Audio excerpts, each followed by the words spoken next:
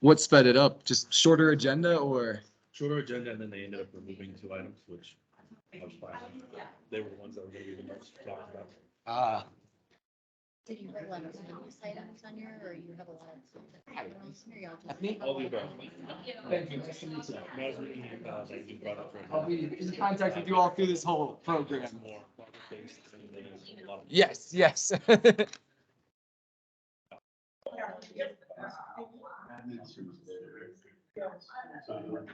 Compensation.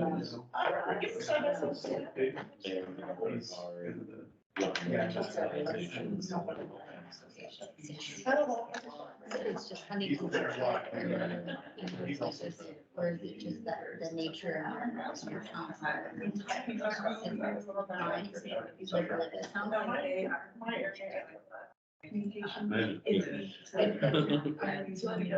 Which is great. I'm like, yeah, so that's fine. It's, they really want to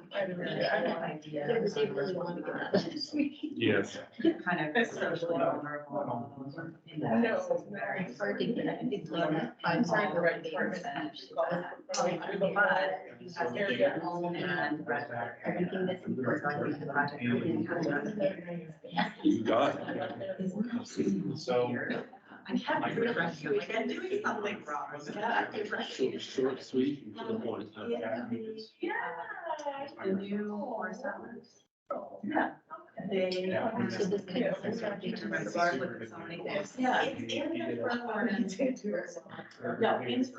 to the next for us right now, so I told them last night. No, I really get it. We're excited. It's in there, so you can click on it, like this, and maybe it is. Yeah, I have CBT. That's what and you can like it in their sister city.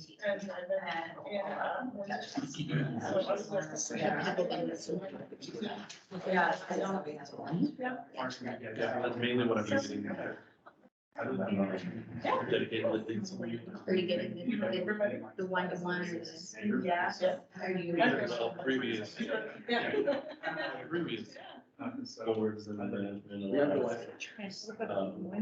Yeah. It's sort of Curious. once a year.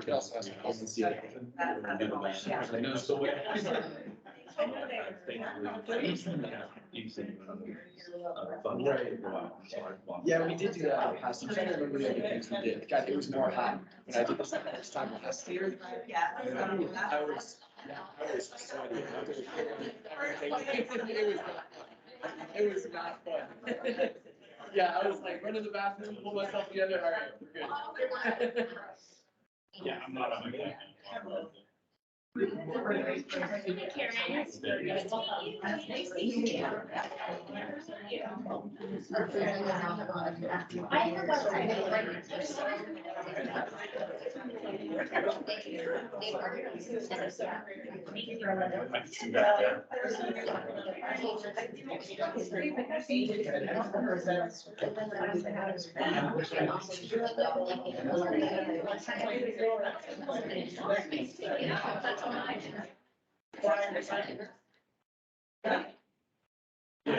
Yeah, exactly. That's the view, that's.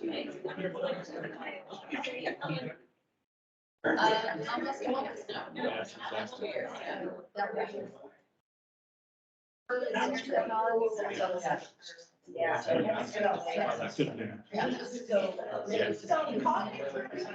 Yeah. I'll just tell you some copies, introduce yourselves to,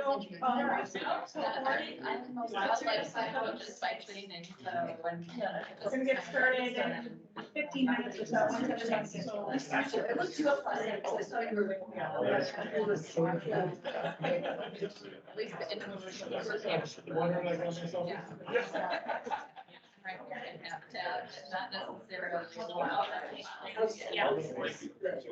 Yeah.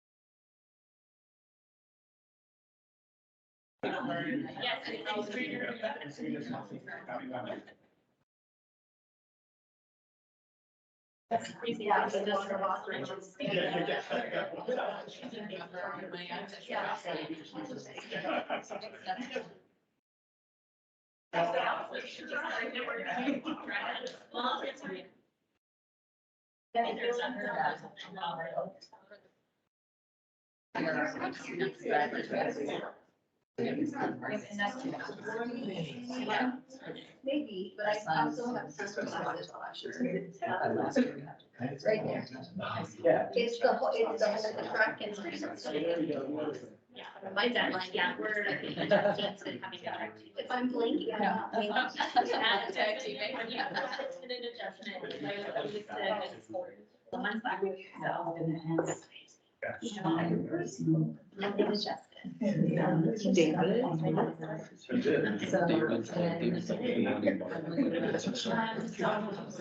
There's a, yeah, so there's a primary insurance. No.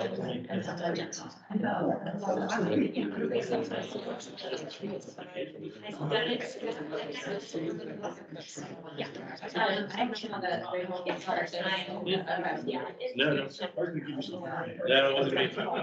Do you know they have like more than 20 people in this class? It's four, and I just jumped in. No, that's what, I mean, Jennifer last year was like, we had like a lot of three, like, you know what I mean? Yeah, it's so, filled that it's just like it's hard, I think, the attention. And even 20, it's really,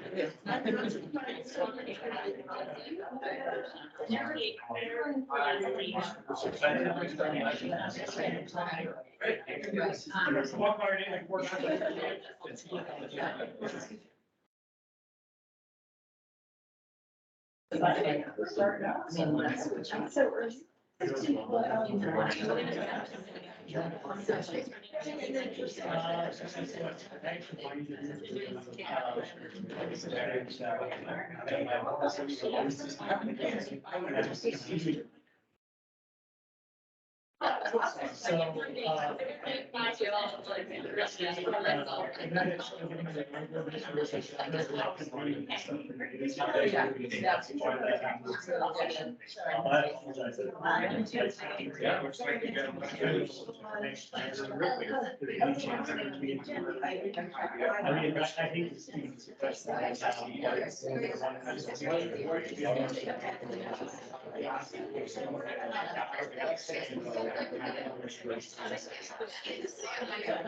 I think the students.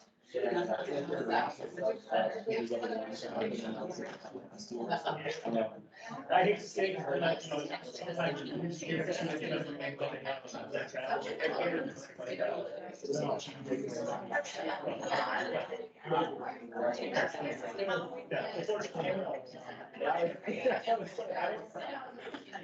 yeah, I think it's something that's like.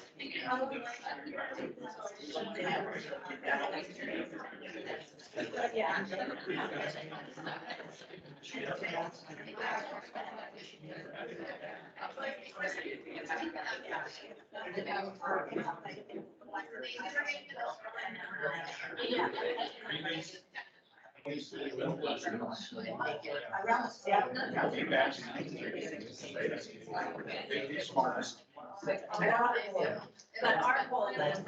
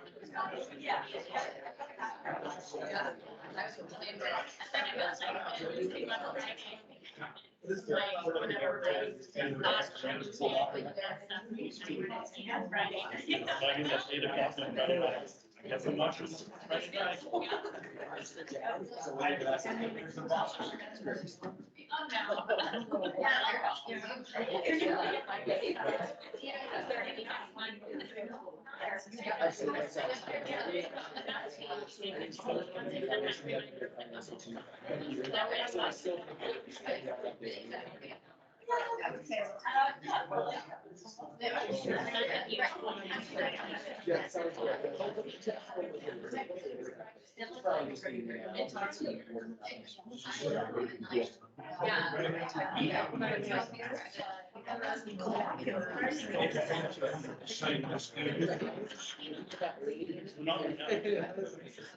Understood.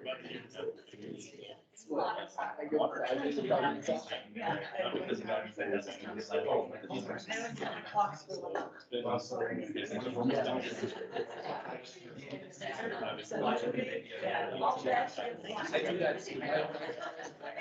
I tell other people to send it for me. So I can't. Yeah, I always think like, I guess it's 5 minutes out. We'll just cut it. It's all on there. Go ahead and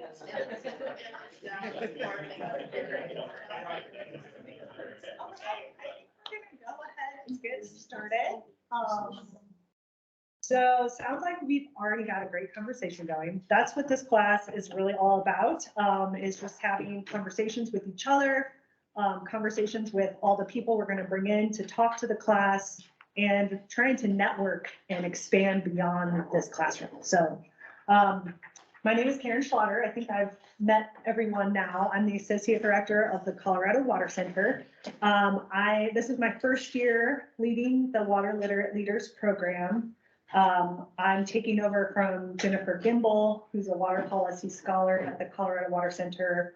And before that, Mary Lou Smith and Reagan Wascom, who kind of started the program with the Community Foundation of Northern Colorado.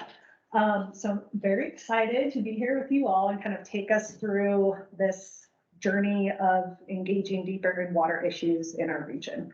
I'm going to provide just a little bit of background on the program and kind of some of the objectives and expectations that we have, and then we'll hear from Kristen Todd, who will get a welcome from the Community Foundation. So, this program started in 2017. This is our 6th cohort, so you are class number 6. We did take a year off during COVID, but otherwise it's been every year. I think we're always in this room, which the Community Foundation graciously allows us to use. Just a few pointers on that. We want to be courteous of this space. The common area is not actually for our use. So we try and, like, during lunch, we try and keep it in here and just be respectful of the space because there are meetings and things going on out there.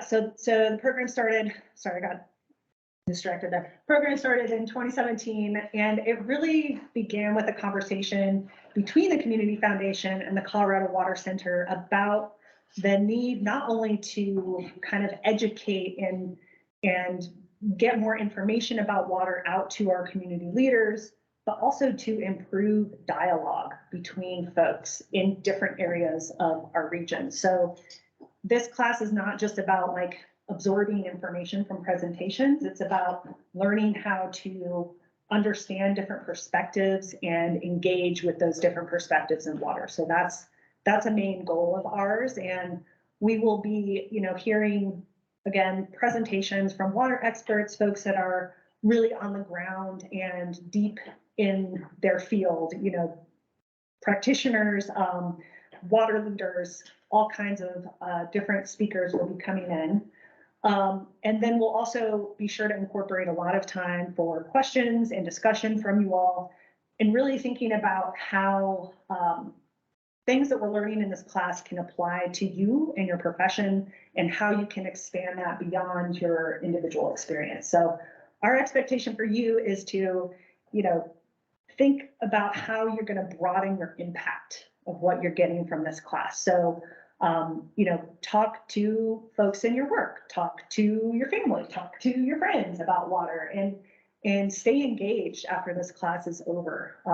Think critically about water issues, think critically about what you read in the news, and find out how you can, if you're not currently in a position that's directly involved in water, find out how you can get more involved in your community and be part of that conversation.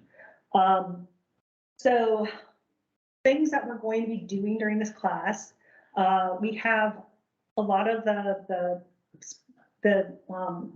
agenda that is devoted to presentations and questions and discussion. We also have some time set aside for a little bit of skill development.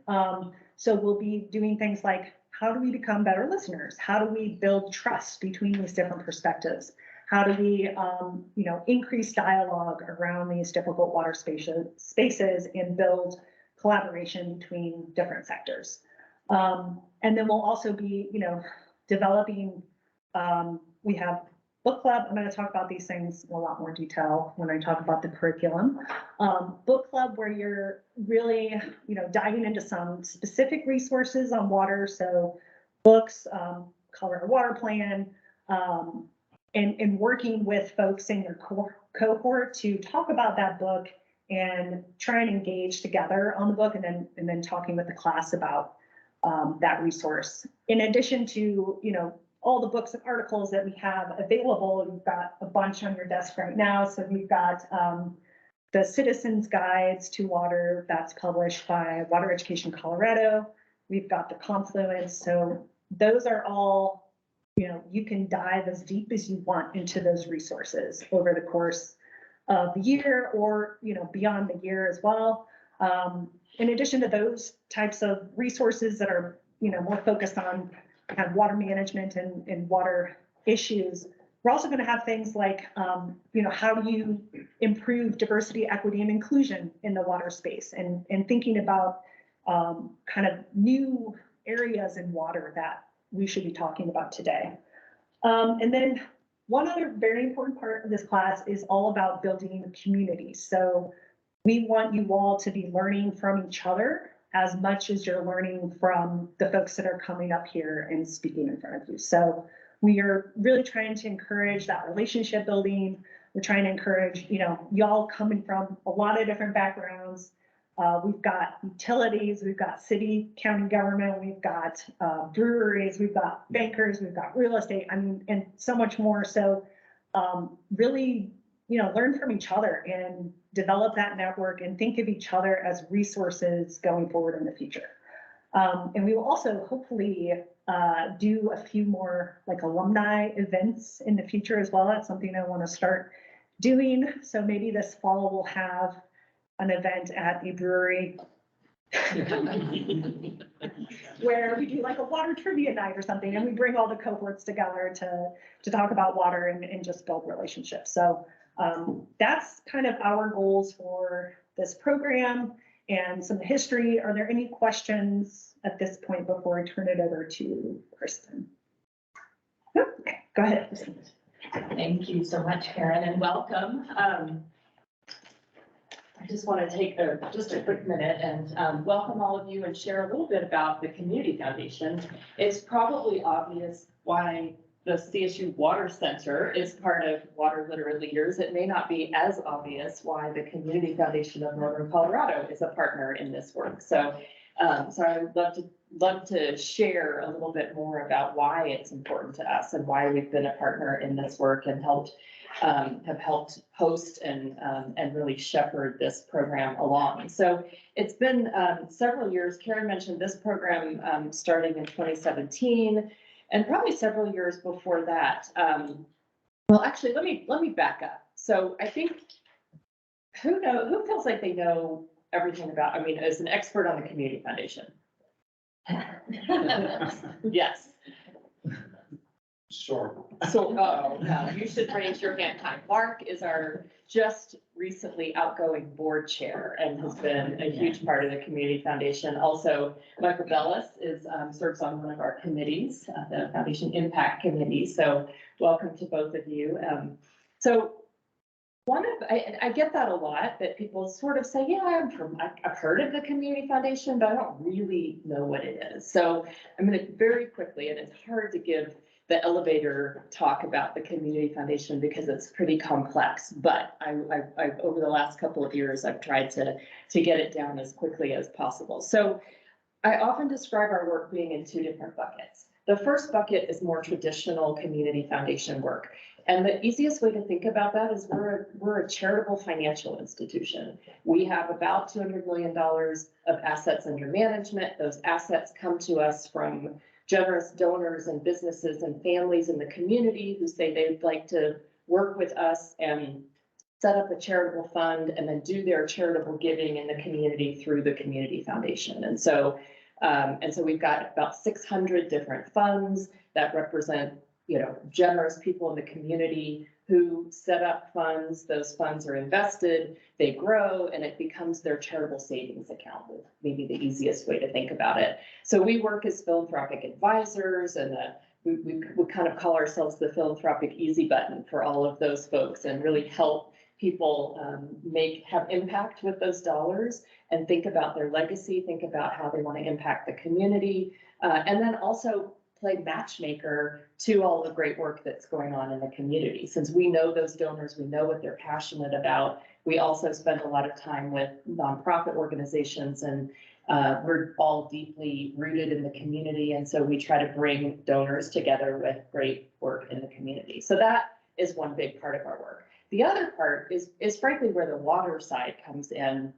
And that part of our work is being a community convener, a community engager, and trying to figure out how do we move forward and advance our region. And so we're really all about regionalism, bringing people together to say we've got some sticky issues that we need to talk about, and we need to come together and try to solve those issues. Well, I would put water probably at the top of that list, and that is why we have engaged in the water space for many years. One of the ways that started for us, and we still do this, every quarter we bring together the mayors and the city managers and the mayors pro tem from Fort Collins, Windsor, Greeley, and Loveland. And that was the coalition of the willing at the time when we started. And so those folks came together really when it was not very fashionable to talk across county lines, city lines. And so that group came together, and that was really the group that said, you know what, we really need to think about water more holistically, more regionally. And so from those conversations, we have helped spearhead and catalyze something that's now called the Northern Colorado Water Alliance, which is a group of, I see some heads shaking. And so it's getting some really great momentum, and it's a group of about 35 people from everybody from Wellington down to Johnstown and east and west, and anybody who has an interest in water. So we've got utilities and municipalities and ditch companies and you name it, are coming together to say, we are better together, and we need to really look at our water, Northern Colorado water, more holistically. And so this is a group that is meeting every other month and building relationships, building trust, and really building a forum where they can talk about solutions regionally from water. So that's one of our, something that we're really proud of. And I think that in time, this group will not need us anymore, and they'll spin off and be their own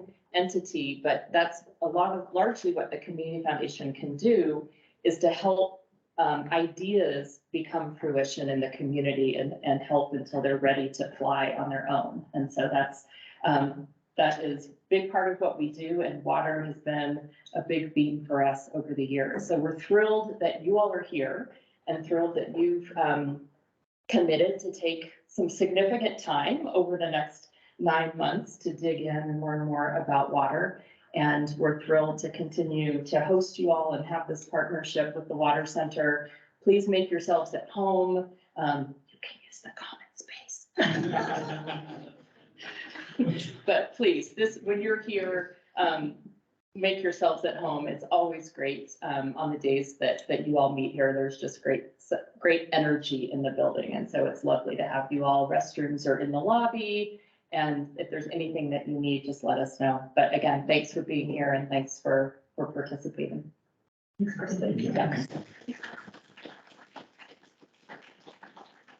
Okay, so we are going to kick it off with some introductions, because that's a big part of what we want to do today, is just get to know each other better.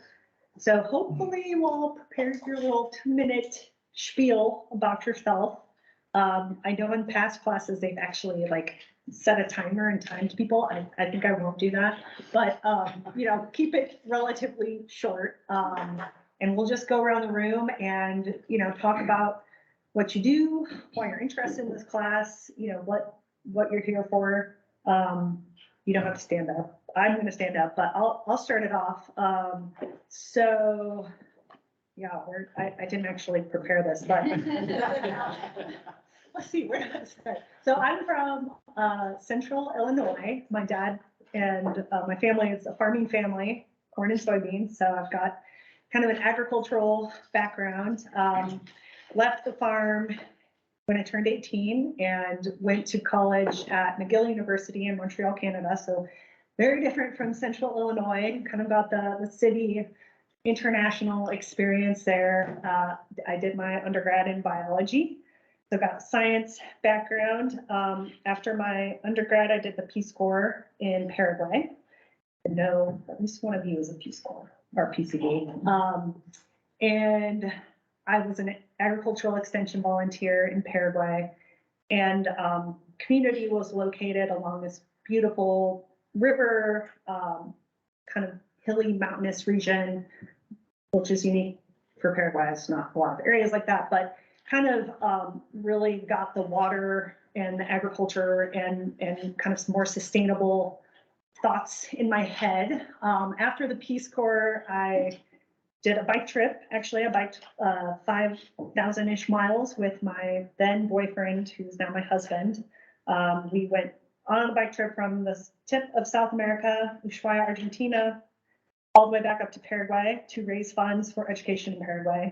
We raised like $10,000, not a lot, but we put it towards building schools in Paraguay.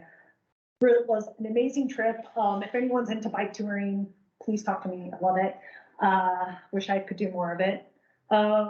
And after that, I got a job. We went back to the United States, lived in Tucson, Arizona. I got a job with the Sonoran Institute, working in the Colorado River Delta program, which is actually in Mexico. So trying to get water and do ecological restoration in the Delta.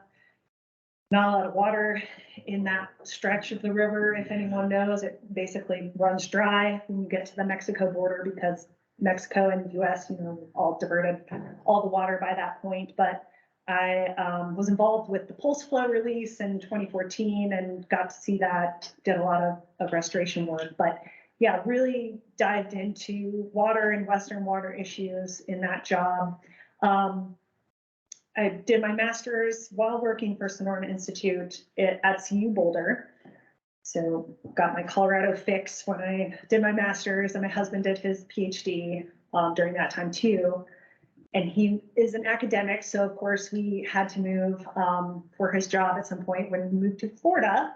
And I started working for the University of Florida Water Institute and worked on water quantity and quality issues at University of Florida, which was very interesting, and stakeholders all across the state.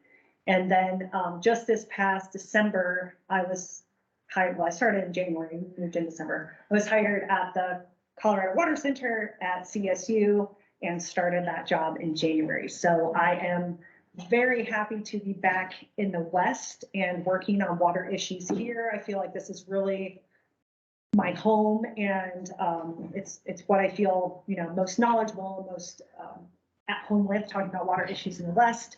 Really excited to be at the Colorado Water Center and to be leading this program. So that's me. And Benton, you want to do a little introduction? Sure, yeah. Stay seated too, I'll hang out. Yeah. Hi y'all, I'm Benton Rossler. I am finishing my last year of master's school in public health. I did my undergraduate at CSU as well. That's at CSU. I did my undergraduate at CSU as well in chemistry. I finished that in 2022. I'm originally also from Illinois, actually, Central Illinois, surprisingly. So I'm from Peoria, Illinois. My family loves Colorado. This is a place that we've come my entire life. Skiing is kind of the cornerstone of my dad's life, and everything that he works for is skiing. So he brought me out here and taught me to ski almost before I could walk. And so after that, we kind of decided that Fort Collins and Colorado was the place to be. So my brothers also went to CSU. So this is kind of our home away from home. And my parents have moved out here since, and so we all live out here now. Water is really interesting for me. I grew up on a private well. That water was not very clean. I never saw it clean once. Very interesting. But when I came out here and I started taking classes in water, I started learning about that and realizing, it's really important to know what's in your water and to see it. And you can actually see what's in your water sometimes, which might not be a good thing. But yeah, I found this job. It was last summer, and I saw this opportunity, and I thought it sounded like the greatest opportunity to really learn about water while also having a job. And so I feel like I'm pretty much in this class too, while I also get to help manage it. And, I'll be emailing all of you constantly. But yeah, I'm really thankful to be able to be in this role, because I get to experience all these great presentations, just like all of you. I get to learn from all of you and with all of you. And it's just, an incredible opportunity and privilege to be a part of this program and to be here. And I'm really excited. Yeah, so it's a little bit about me. Yeah. Hi, okay, I'm Jennifer Woods. I'm the planning director from the town of Hudson, town of about 1,600 people. Water is an issue for everybody. Right now we're dealing with kind of loads of development, and I am the pesterer of my boss, the question meister, the person who's like, how much water do we have? Because all of this development wants to come in and council wants it, and how much water do we have? And we both just kind of stare at each other. So, and it's all fair, because everybody in this room knows how complicated water is, right? So that's probably lesson number one of, the reason why I'm here, one of the reasons why I'm here. But my background is in land use planning and development. I've done planning basically everywhere except the Midwest. I'm your fellow RCPD, so I was in Albania. and Paul Grease was on fire. It was interesting. So water was interesting in a different way. But I guess in terms of kind of my background in land use, it's been in the Pacific Northwest and the Southeast in Florida. I went to Florida State for grad school, but I went to Texas Tech for undergrad, so that is where my football loyalty lies. Thank you. But the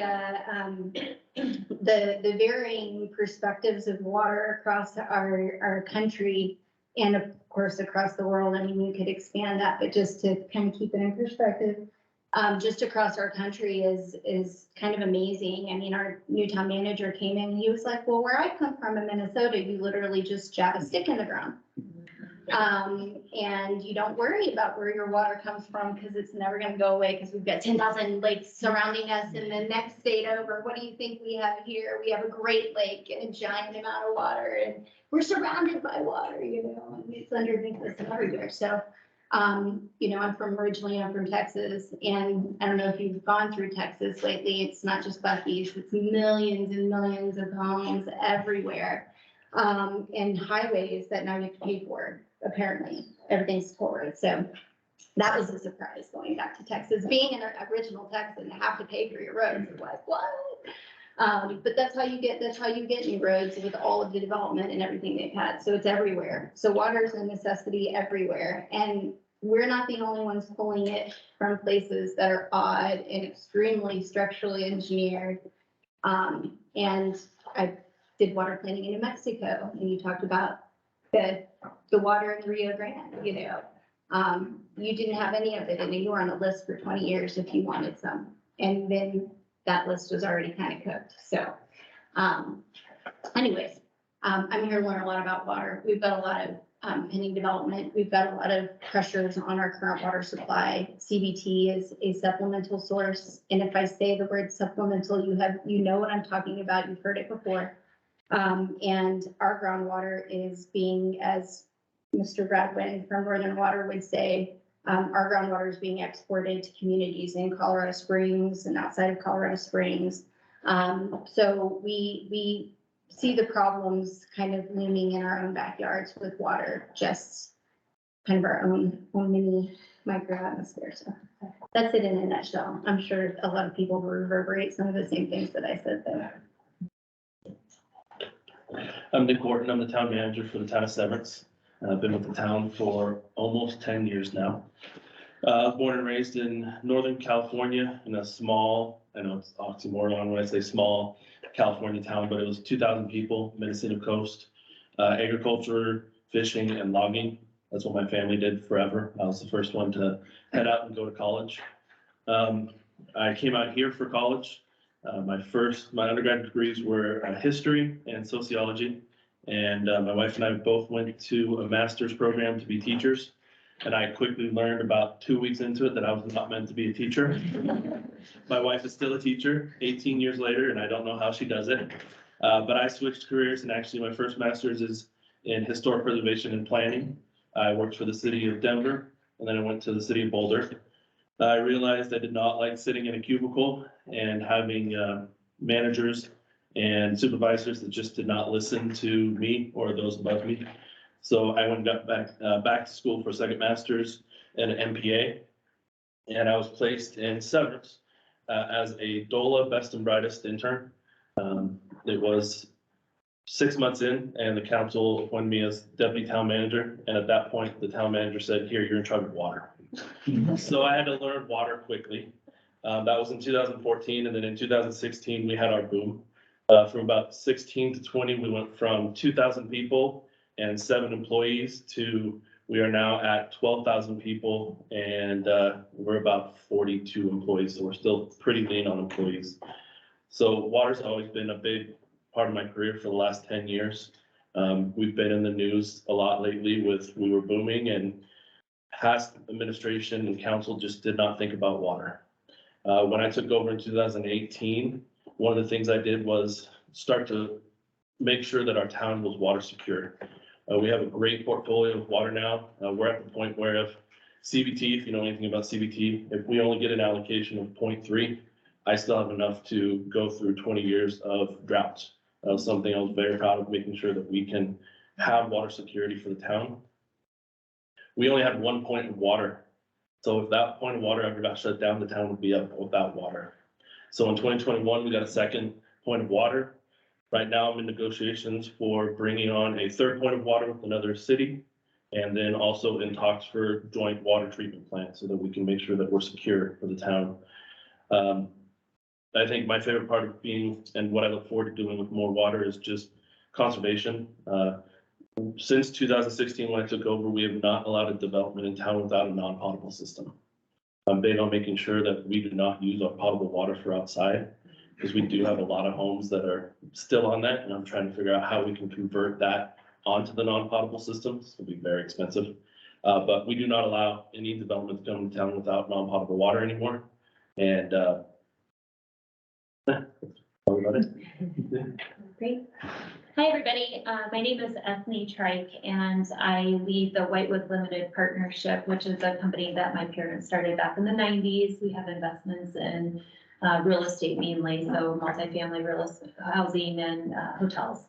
So do that. And I went to college at CU Boulder. I grew up in Rapid City, South Dakota, so Western South Dakota in the Black Hills. Went to college at CU Boulder.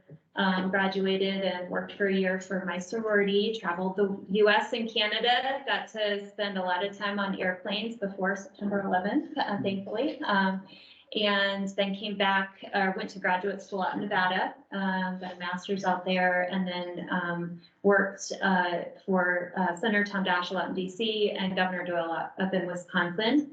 And then came back to Colorado and worked for Xcel Energy for 8 years. I was in their media relations department and then in their government affairs department, and left that company in 2014 to take care of my boys. They were 1 and 3 at the time, and I was at the Capitol, 24/7, and then in the office as well, and just never home. So spent some time with the boys, really doubled down on all the volunteer work that I do in the community. We moved up here in 2015 and have just been, doing this job and taking care of the boys and volunteering since.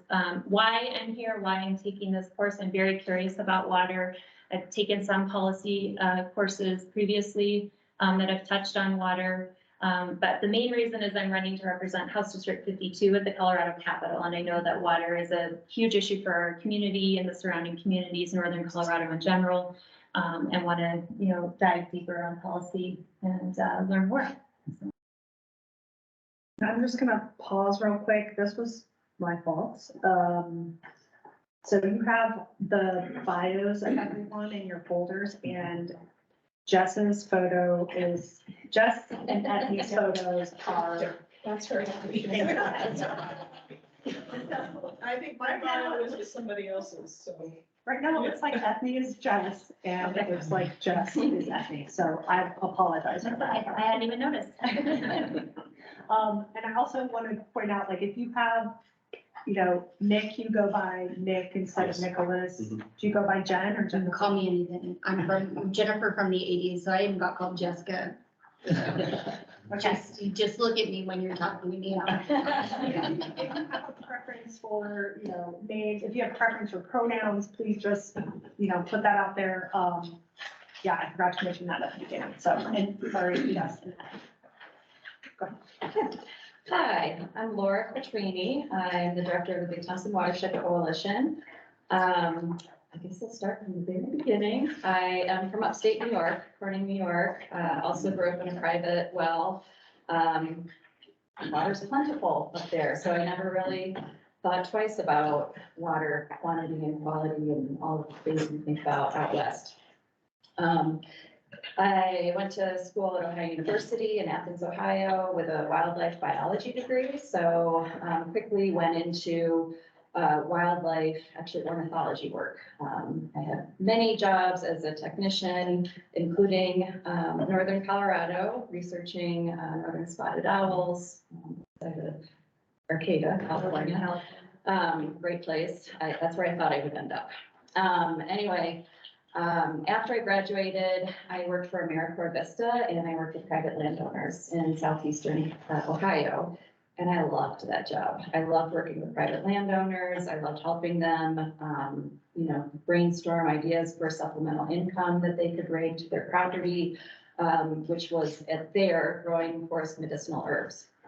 But I left to do the wildlife work for several years. But as I was out there, I realized not everyone gets to experience that and be out in nature and researching wildlife, and people don't know about it. So I wanted to get back to that interface of education and also working with private landowners. And I found a perfect position working with then Rocky Mountain Bird Observatory here in Fort Collins, Colorado. Now it's Bird Conservancy of the Rockies. As a stewardship biologist, I worked with ranchers in eastern Colorado and Wyoming for several years, just having them incorporate bird habitat needs into their ranch management plans. And our program grew. We had over a dozen partner biologists worked out of NRCS, which is Natural Resource Conservation Service, a USDA program, offices throughout the West. And I became more of an administrative person for our stewardship program, and that allowed me to collect the skills I needed to then move on. I was always jealous of our stewardship biologists. They were embedded in local communities throughout the West. And I felt like I sat in my ivory tower here in Fort Collins as they were building partnerships and relationships in their communities. So when I saw the director position open with Big Thompson Watershed Coalition, I was like, that is right in my backyard. That is what I want to be doing, working with landowners in the watershed, working with community members. And I got it. So I have been doing that since January 2022. Obviously, my background is not water. I understand it in terms of habitat for wildlife, riparian areas, fish, but I don't know the policy aspect of it. The Big Thompson River is a working river. There's a lot of people, a lot of stakeholders that have their hands literally in the water. So the reason why I wanted to attend Water Literate Leaders was to really get a better comprehension of all of the different types of stakeholders that are involved, and hopefully connect with them. Awesome. Who actually prepared something? Did anybody? Probably not to The keep whole it under class 2 minutes. the whole class is just like a on-the-fly class, which I love. That's how I am too. Jason Maxey, I'm the director for the Weld County Oil and Gas Energy Department. It's a new department that was formed in mid-2019 to handle strictly oil and gas development. We're the #1 county in oil and gas production in the entire state, which helps Colorado be ranked normally #5. Sometimes we slip to #6 for oil production in the entire nation. And so that's a role that has been ever changing with all the state rules that have modified over the last few years. So my job is not dull, it's fun. So that's who I am professionally. A little bit personally, it's cool to hear where people come from. So my daughter is a senior in Hastings, Nebraska. She just got back from an internship in Corning, New York, at the Glass Museum. My son, we just dropped him off at Rapid City South Dakota School of Mines. So, I got some commonalities with my two neighbors to my right here, which I love that. So along with my two kids, my wife and I are empty nesters now, obviously, with that info shared with the class. I've been married for about 22 and a half years. So I'm enjoying some, time back, just getting to know each other after getting the kids out of the house. Both of us grew up in farming families, two kind of opposite ends of the spectrum. Me from a dairy farm, which is just on the east side of Greeley. Still there, although not milking anymore. Nobody wanted to take it over, unfortunately, so the cows go to a different dairy, but we still raise cattle.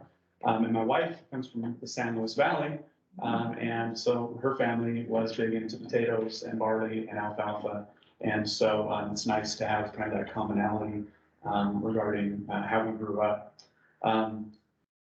That's a little bit personally. Why did I want to take this class? Well, I was very excited to have a Commissioner Kevin Ross with Weld County tell me that I need to take this class and hope that I could get into it because of the great networking and the great learning experience here. And so for me, I'm in it for three reasons. Number one is obviously my ag background. I will never want to discount ag. Ag and our food production, I think, should be very important to all of us. I know we can go 2 or 3 weeks without eating, but nobody likes doing that. And so eating is something we take advantage of multiple times a day. And so where our food comes from and being locally sourced, I think is very important, whether that's a small CSA farm that, you know, brings crops to farmers markets, or whether it's a larger farm that actually does the production for the bulk of humanity. I think it's very important either way, and water plays into that. Second is with my job being in oil and gas on the regulatory side of things, even though we don't regulate where the water comes for oil and gas development in Colorado or in Will County specifically, water is still a big part of oil and gas development. But a fun fact, water only makes up about 0.17%, so less than 0.25% of oil and gas development. So whenever you hear buzz lines about oil and gas uses so much water, not true. It's less than 0.25% that oil and gas uses in their process. So I'm here for that though, because I deal with a lot of questions about water and oil and gas and how that impacts the area and how that impacts growth. You know, you're taking water when it could go to towns or cities or to ag. So I'm in it for that. And then the third reason, back to a personal reason, is I'm running for county commissioner. And so I wanted to get a little bit more up to speed, even though through ag, through oil and gas, I feel like I know about water. I tell you what, watching that great divide and seeing the legwork that's been done over the years to get us where we're at right now, I found out I don't know anything about it. So I'm excited for that. I'm excited to learn from all of you and your backgrounds as well. So thanks for letting me be a part of the class. Thanks, Jason. So Wes Lovici, I'm currently the town administrator in Eaton. Just for the record, that's not a Photoshop of me there. That's actually is a real fish on real river here. But it does kind of highlight, I think for me, the importance of water, because the water that I took that trophy fish out of, just for the record, I took it back, that somebody probably going to be drinking that water in a matter of months or just a few years, that very well. So I'm not going to tell you where it is. It's a secret. But I can assure you that it's going to run through a faucet here in the next year or two, and somebody's going to drink that. So it, I think, highlights the delicate balance of this resource that we have and competing demands and the ability to actually use and share this amazing resource. So a little bit about me. Like Jason, I'm headed to empty nesting. So I'm married for 27 years to an amazing lady who puts up with my crazy career. We have 2 sons. We just dropped one off, the last one off the Colorado School of Mines. So we're kind of adjusting to this whole phase, hence I've got a little extra time. So this is a great opportunity for you guys to help me figure everything out.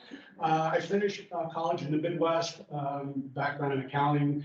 Wound up on the East Coast, where I met my lovely bride, went to seminary and then went to grad school. Actually did community mental health for a few years.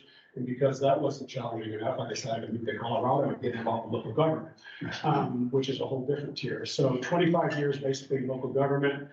First got introduced to water. The city was then the city of Brooksville.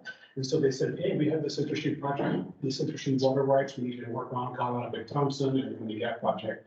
And I'm like, well, what's the big deal about water? And somebody else kind of alluded to that earlier. It's like, well, it's a real big deal. So have had most of my experience has been on the municipal side, either with local governments. I've worked in a variety of places along the Front Range and on the West Slope in Fraser. So kind of a different perspective on the municipal side of water and what that looks like and the demands. Along the way, I've done a lot of consulting, still have my own consulting business, mostly around land use and water rights. And so, you know, distribution, storage, delivery, all those kind of things that feed the thirsty side of citizens and residents. Thank you. My name is David Katz. Most importantly, father of two beautiful little girls. Just want to make sure that the special places that depend on water available for them. I moved here in 2006 from Michigan. First time I heard water rights or water line. What do you mean just throw a pump in it, you know? So that was kind of eye-opening to me. Really, I just want to ski and trout fish and bird hunt, but work gets in the way a little bit. So professionally, kind of two separate perspectives. I'm a commercial real estate broker. Part of that is I do a lot of land and water. Currently negotiating about 5 million in water, trying to settle for some clients. Just got told no on another deal this morning. So that's a big part of my career is I might have to call next and say, hey, how's the new 3 pipeline, this development deal might be in, the Northwell district. While they have the portfolio, they don't quite have the capacity yet. So constantly talking to planning departments like Jennifer, David down the road here, talking to his office. Just trying to understand the land use code, what the water requirements are. And then I also have a different perspective where I'm the current chair of the Fort Collins Planning and Zoning Commission. So I see it from that perspective too. So the development projects come before us, once or twice a month. Or policy, like the new water adequacy policy that just went through city council in Fort Collins. So that's the short of it. I'll keep mine short and sweet. Looking forward to learning from all my peers here.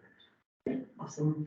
Hi, everybody. I'm Julie Jensen, and listening to most of you, I'm going to be the average Joe here in the crowd. I do not have any background into any of this stuff, but personally, I grew up in small town Nebraska on the eastern side, so a lot of farming, packing plant, and that type of thing. Yes, I am a Husker fan, and yes, Saturday was awful. I would love it if your Rams could go ahead and take care of business for me. So, anyway, I have been married for 30 years. I moved out here to go to school and have mostly lived in Greeley about that time of last 25 plus years. Did live in Denver for a little bit of time. Love Greeley. I'm currently the CEO of the Greeley Area Realtor Association. I'm not a realtor. I just heard cats. But basically, we are advocacy policy, they do a lot with their education and stuff, but a lot of it is from our national to our state to our local associations. We do a lot of it's lobbying basically on public policy, having to do with property rights and that type of thing. So I've been in this job for about 12 years now. With that, I was volunteering and doing things, starting probably the early 2000s, but with this job got me much more involved in the community. Just a lot of then learning about development, learning about what that means and all the things that go with that. So I have started getting involved with the city, different development groups, different things. I've sat on many groups there. They're really unexpected campaign, the comp plan, the long range plan, a lot of the development, when they talked about development fees, those types of things. So I've really had, that's been my learning experience. And so learning about water, I have a feeling all of my friends and people are going to be like, why did she go to this? Because that's all we're going to hear about now. So, but I feel like if we don't educate just the general population about some of these things that we've talked about, we'll be in a bigger world of hurt if people don't start to understand it. So I look at it as this opportunity to not only help our realtors and our development to learn about this subject, but to also educate just again, the average person in terms of what they need to know and why it's important that they know. So I expect to take that out of there. I do feel that later on down the road that I might want to do something in the, in the politician type of thing. So only again, to just help be a voice and to try to, again, help us continue to be the best that I think we are in terms of Northern Colorado. So I'm currently the chair of the Greeley Stampede Committee. So that has been. That's a real job, by the way. Yeah. It's a volunteer thing too. If you want to get paid, no, I am now.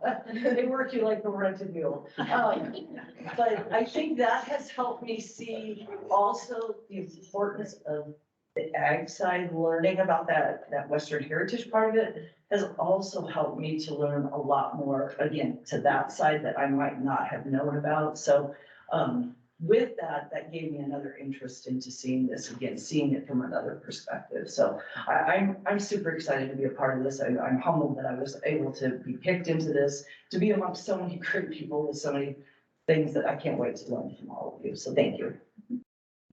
So I'm Jess Humphries. I am the Administrative Service Director with the town of Windsor. I grew up in the Hudson Kingsburg area, so some ag roots there. And then I am a Bears graduate, so from UNC, go Bears. So I didn't leave too far. Have a communications degree with an emphasis in business. I've been in municipal government for 24 years, so from the time I was 17 until now. I started at the city of Evans in a lot of capacities and ended up working for every department but police. My first introduction, they wouldn't let me. I was like, come on, people, they just wouldn't let me. It's fine. I don't hold it against them. It's cool. My first introduction to water and such was being in charge of utility billing and overseeing that through the city of Evans.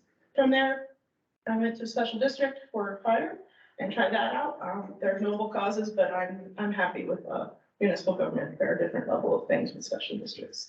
And I've been with the town of Windsor since 2016. So there I oversee our communications department, IT, the town clerk, utility billing, and municipal court. So I am a third piece of the wheel when it comes to our water and utilities and the revenue side and the communications side.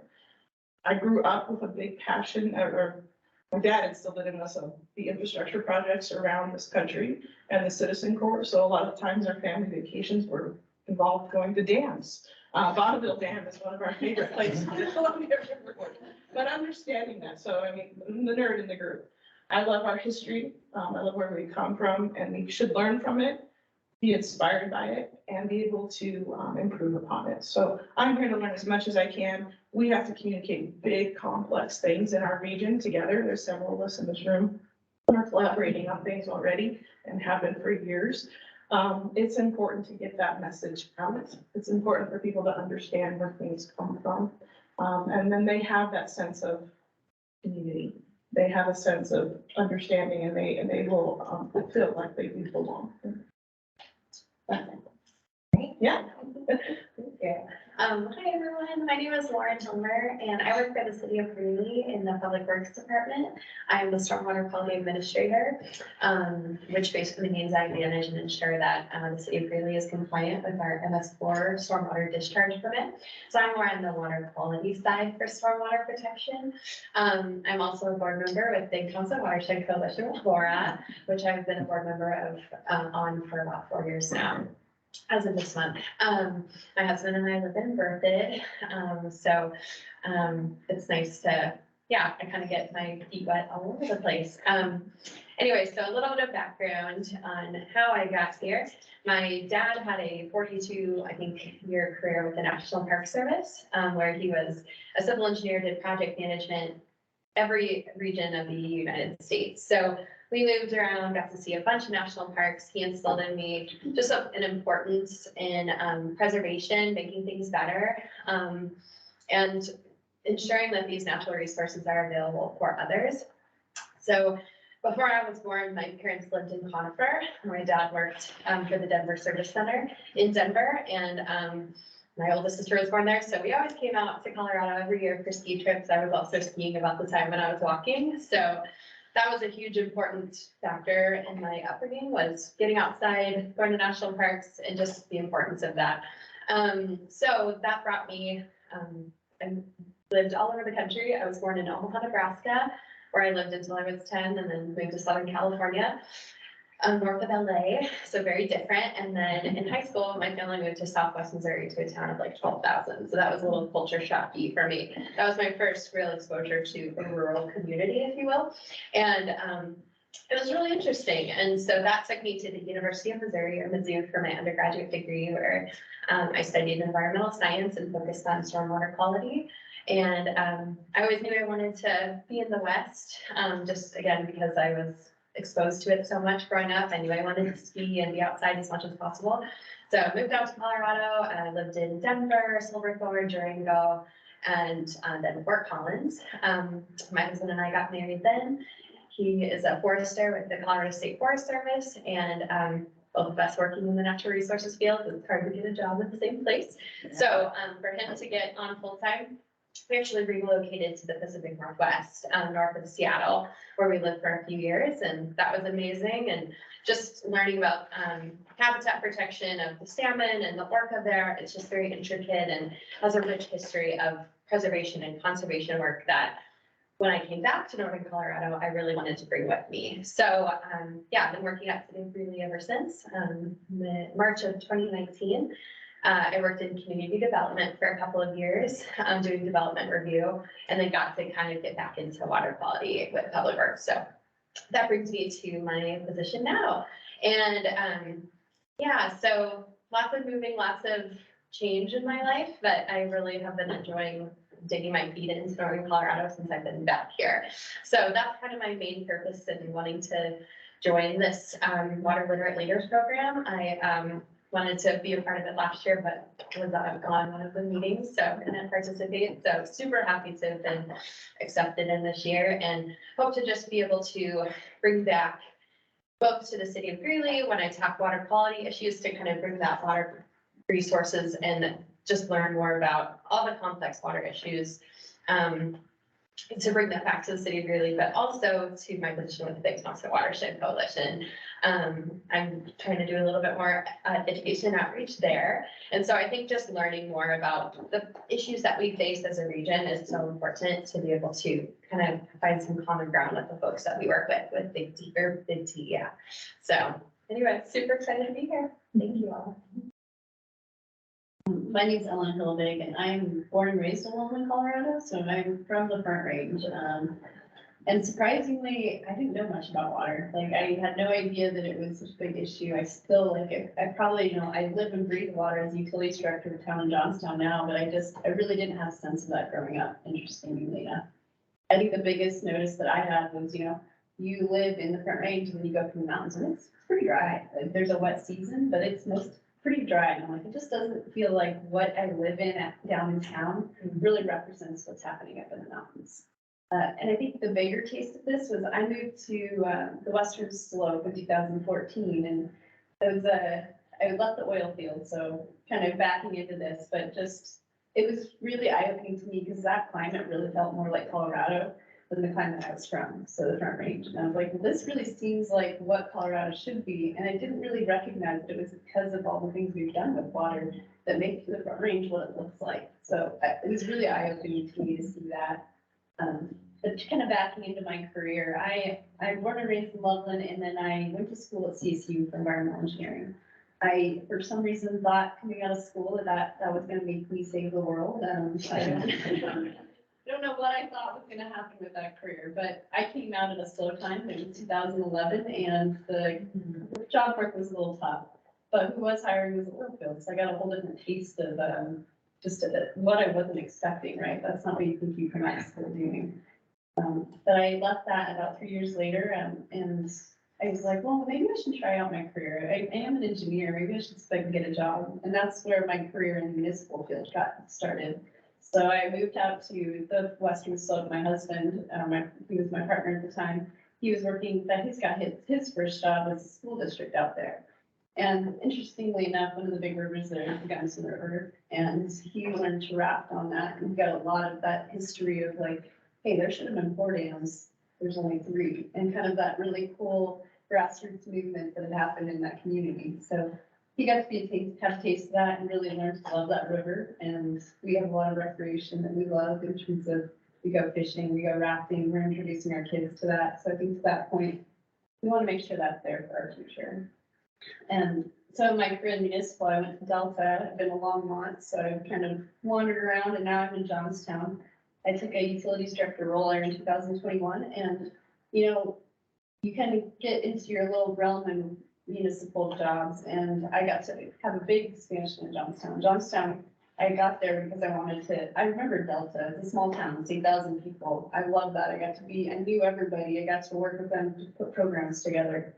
So Johnstown was very similar to that, but we were in this big transition where it was just one public works department. We're going to switch. We're going to change it into a utilities and public works.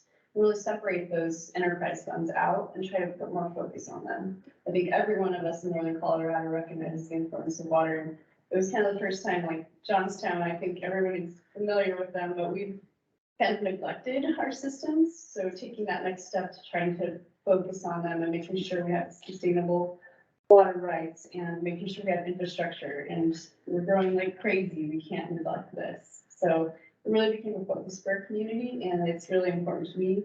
And I think I get so bogged down in how much we have to do. I think it's really, this class is really great to come back and be like, hey, water is important to all of us, and we need to work as a team to get where we need to go. So I'm really excited about this. Good morning, everybody. My name is David Eisenbrow. I'm born and raised in North Dakota. And so I've got some of the ag backgrounds, but also from Minnesota, we go to those lakes all the time. So I understand, you know, your boss is like, just stick it in the ground and go.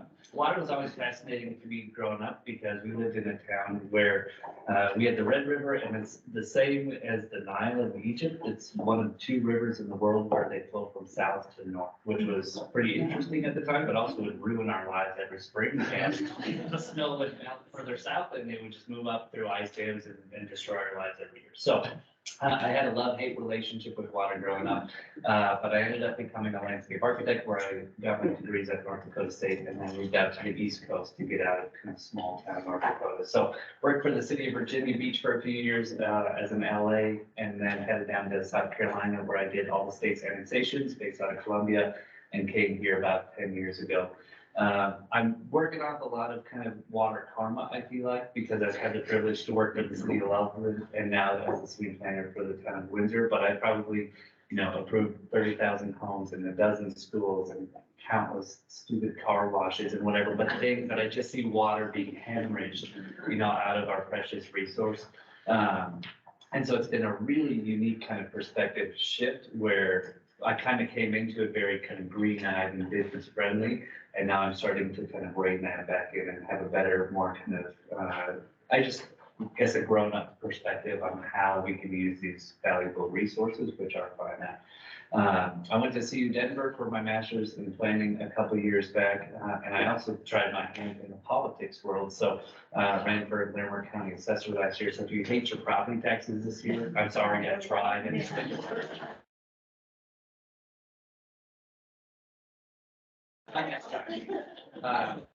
but they talk about, you know, for you guys doing that, water, natural resources, things like that are such a critical piece in Northern Colorado, and it's been a really fun thing to be a part of. But it's also incredibly intimidating to watch how quickly they can come and go. We had a great year, obviously, this year with water storage, and I know people who wish they had 10 times more storage to capture it instead of watch that liquid gold go downstream.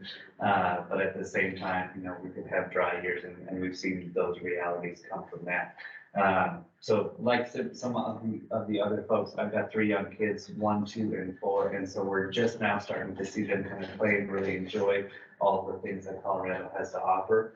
But again, seeing some of those development patterns, seeing kind of just a broad swath of land being taken away at the blink of an eye.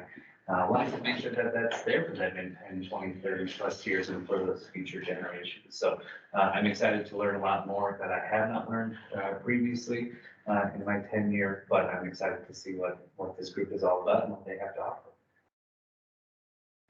My name is Julie Dubin, and I am the Executive Director of Peaks to People Water Fund. We're a local nonprofit focusing on supporting our watershed health here in Northern Colorado, Cooter and Big Thompson watersheds. And I work closely with Laura. I am a Colorado native and grew up in Littleton. I have been in Fort Collins for the last 18 years. I am also a very recent empty nester. My husband and I just took our youngest off to University of Vermont, so we're getting used to having a lot of quiet in our house the last couple of weeks. I have degrees in environmental management with a focus on environmental economics and policy. I have my degrees from Duke University, so I was back east for a while. Spent quite a bit of time traveling to various developing countries, creating programs for U.S. youth to go and experience threatened and unique ecosystems around the world, learning about conservation issues and connecting with people. I have an extensive background in nonprofit management. I've been in nonprofit management for most of the last 25 years. About 16 of those years was with an organization that I co-founded called Global Explorers, which then became No Barriers USA, which is still in existence here in Northern Colorado. And our whole focus on that connection piece and helping I really wanted to change the world, and I thought I could do that by helping kids gain perspective about the impact of their actions and how their actions at home really could affect others and kind of systems globally. And did that through ecotourism and sustainable development initiatives. A big part of what we did was ask students to come home, take those lessons they learned abroad, take those lessons they learned and the passion that young kids just get excited about, and then come home and make a difference. And so I did that for almost my whole career and watched and supported other people to make a difference at home. And I decided a couple of years ago that it was time for me to shift my focus, and instead of focusing nationally and internationally, to really focus here locally. And I felt like climate change was the issue I wanted to focus on. And so started looking around and found Peace to People Water Fund. And it's been a great fit. I've been here for a year. And what we do is reduce the risk of severe wildfire and the resulting impacts on water supply. So we're very focused on water protection. And we do that through partnering with other organizations and land managers like Big Thompson Watershed Coalition that do forest health projects, so forest thinning and forest restoration projects to help enhance the health of our forests to be able to receive fire in a way that won't be so catastrophic. So this is very new to me. I can do anything when it comes to nonprofit management. I've had every job there is in a nonprofit. But boy, I don't really know a lot about wildfire and water. So I have spent the last year in a crash course on wildfire and forestry. And there are great resources and great networks here in Northern Colorado. And I've been very fortunate to plug into all of that. But what I have found is that I'm a little bit more lost when it comes to water policy, water rights, water management, water risks, water coordination. It's really complex and it's new for me. So I am a very eager learner. I really want to connect with all of you and learn from you and understand what is going on in this space. And so that's why I'm thrilled to be part of this group. Good morning, I'm Mark Driscoll. I suspect I am the token retiree in the group. Clearly, I'm the oldest in the group. There's one more, he's not here today. One more retiree? Yes. Okay. He's not here today, but go ahead. Okay, good. Longtime resident of born and raised in Colorado, La Junta, southeast Colorado, grew literally on the banks of the Arkansas River and went through the 1965 flood, which was a really terrible event in Colorado at the time. That was my first experience with water. Family was in meatpacking and the seed business, so egg business. So grew up around, and I came here to go to school a long time ago at the CSU, have 2 business degrees, undergraduate and graduate degrees in business school. Only worked 2 places at First National Bank and Colorado State University, very different jobs. I was involved in athletics at CSU for a number of years, but then a nearly 40-year banking career. I remember in 1985, I won't remember the specific date, getting called on a Saturday by my boss at the bank, said, you need to get down here. We need to make the biggest loan we've ever made in our bank, in the history of the bank, to Water Supply and Storage Company, because the city of Thornton is coming up and buying up and going to dry up all the farms. And we did a loan to help Water Supply and Storage defend themselves against the city of Thornton. Funny thing, Thornton still doesn't have the water. 40 years, almost 40 years later. I had a great experience years ago with a man named Harvey Johnson, who is the father. He's the W.D. Farr in Greeley. There's W.D. Farr, Harvey Johnson in Fort Collins, the father of Fort Collins Water. Drove in his old Wagoneer up on the Grand Ditch, learned about the manual labor that dug that ditch at the headwaters of the Blue River. You know, you go up there and there's this little slice, and one's the Poudre River and one's the Colorado River, and you see it, and it's miraculous, really, what happens with water. So I've been interested, made a lot of loans to agriculture, and then that shifted to land development, trying to figure out is there enough water. So I'm interested mostly in the future of this region. I've been here a long time, had a wonderful life here, and want to continue to try to figure out how to make a difference. And learning and knowing about water will help that. Thank you. Hi, everybody. I'm Deb DeBeauty. I did retire, but then I ran for city council. Yeah, you heard. Yeah, yeah. So I'm on the Greeley City Council and,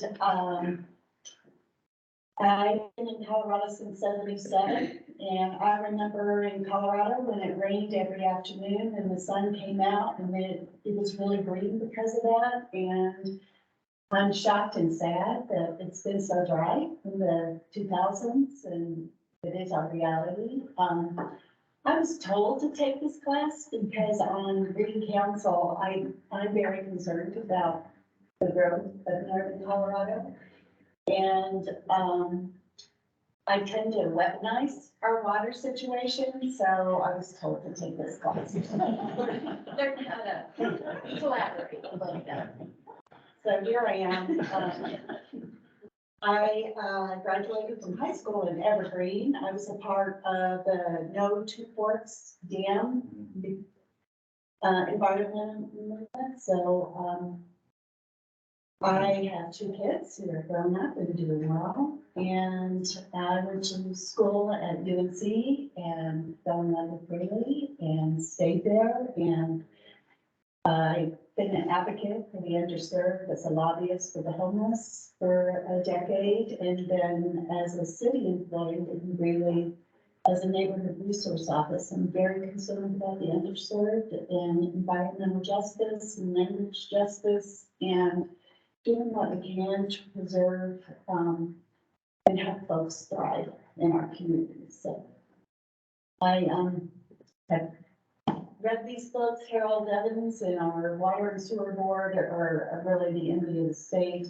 Amazing water history that Greeley and Fort Collins share. And I'm just here to learn more and see how we can make northern Colorado the best it can be, but really smartly, wisely. Thank you. Thank you, Deb. We potentially were told by the same people to take this. You weaponize your knowledge, I have none. I am the Intergovernmental Affairs Officer for the city of Greeley, born and raised in upstate New York, where I don't think we have water issues since I've come to Colorado. I was raised on a produce farm, so south of the North Country, just north of the city. I got my degrees in English and bioethics, went on for a master's in bioethics with a focus on moral problems in modern medicine, so I don't use that. After college, I was appointed by the House Speaker in the New York State Legislature. I stayed there under two different speakers, 4 separate governors. We have no term limits, but we seem to move through governors fast in the past couple of decades here. After I finished, I was in the legislature for a little over 10 years, and then I accepted a position with a global public affairs firm out of Manhattan, where my focus area was international government. So I spent a lot of time, my clients were the governments of Bahrain, Hyderabad, India, and Dubai. So I spent a lot of time there until the pandemic. And then I was actually brought back from Hyderabad, India, just before New York shut down travel. I was brought back on a Thursday and we shut down travel on a Saturday, and my life shifted greatly. I went from doing international governance and politics to working mostly on marijuana clients. During the pandemic, the governor of New York State at the time signed an executive order to legalize adult use marijuana. I had worked in the legislature on the language legislation. I worked in health, mental health, drugs, and alcohol. So I wrote legislation in those areas when I started my career with the legislature. And part of that was writing the legislation for medicinal use marijuana. So the firm I was with just said, hey, you worked in marijuana 10 years ago, on medicinal use. So now you can work on adult use.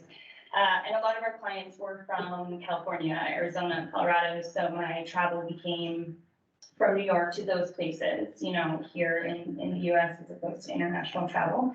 I made quite a few connections in Colorado during that, and eventually met our city manager, Raymond Lee, via LinkedIn. I accepted the position here.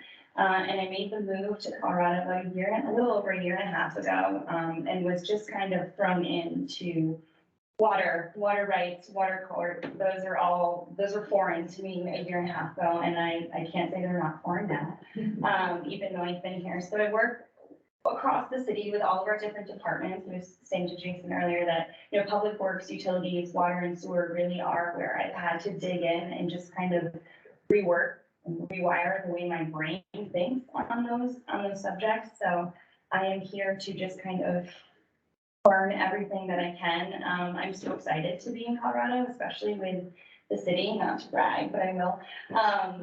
Greeley's a really exciting place right now. So the decision to come all the way from New York to Greeley was a really easy one once I kind of dug my feet into research. We are really well positioned with water, but we're also the fastest growing MSA in the state. We're the 4th fastest growing MSA in the US. So while we're steadfast in our position on water, we're not in a place where we don't worry, we don't think about it, on a daily basis. So yeah, I'm here to learn. I was told to take this course as well. I tried to get in last year, but it was very new to Colorado. So I tell myself that's why I didn't get in. But yeah, I'm just excited to be here and learn what I can. Jeff's fan. Yeah. You can't have nice things. Not a huge fan, big Jets fan though, so, I think it's a rough one, but. The history, repeating. Yeah, Jets. Yeah. It's a way on Packers for. I'm a Packers fan. I keep Zach Wilson, to be honest. Yeah, just can't have nice things, Jets can't have nice things. Maybe I'll be a Jets fan. Hi, everybody, I'm Nick Combs. I was born and raised in Kansas City. I was a weirdo who lived in one house his entire life until I went off to college.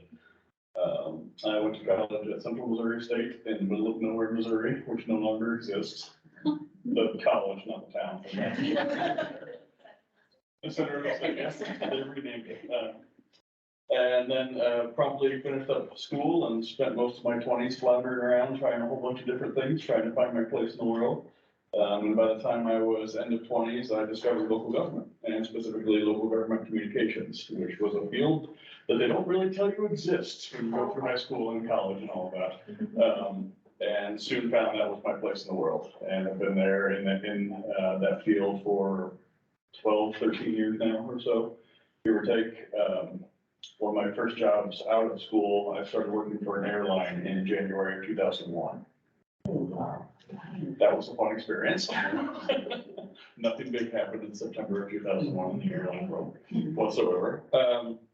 So working in local government has taught me a lot about how to communicate with people, has taught me a lot about how society sees a lot of our major complex issues that face us, or doesn't see them, frankly. Water was not something that was on my radar whatsoever, being born and raised and working in the Kansas City area. Water is not a thing there. You literally cannot say the words climate change in government meetings there, not addressing any of those issues. So when my partner was accepted into the PhD program at CSU, and we found ourselves moving to northern Colorado, we initially landed in Greeley. I worked for the city of Greeley and started the research, being a bit of a history nerd, the Cache Le Poudre River. And then quickly discovered that's not how you say it.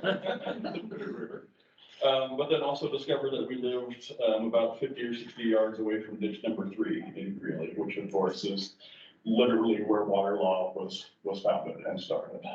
And so doing a lot more digging into that and research into that, my brain just kind of exploded and went, oh, again, this is a field no one tells you anything about. And this is a fascinatingly neat field. And so my time in northern Colorado has been spent doing all of the research I possibly can on water rights, water law, all things water in the area. I have since moved from working for the city of Greeley. I'm now the communications and marketing manager for Fort Collins Utilities.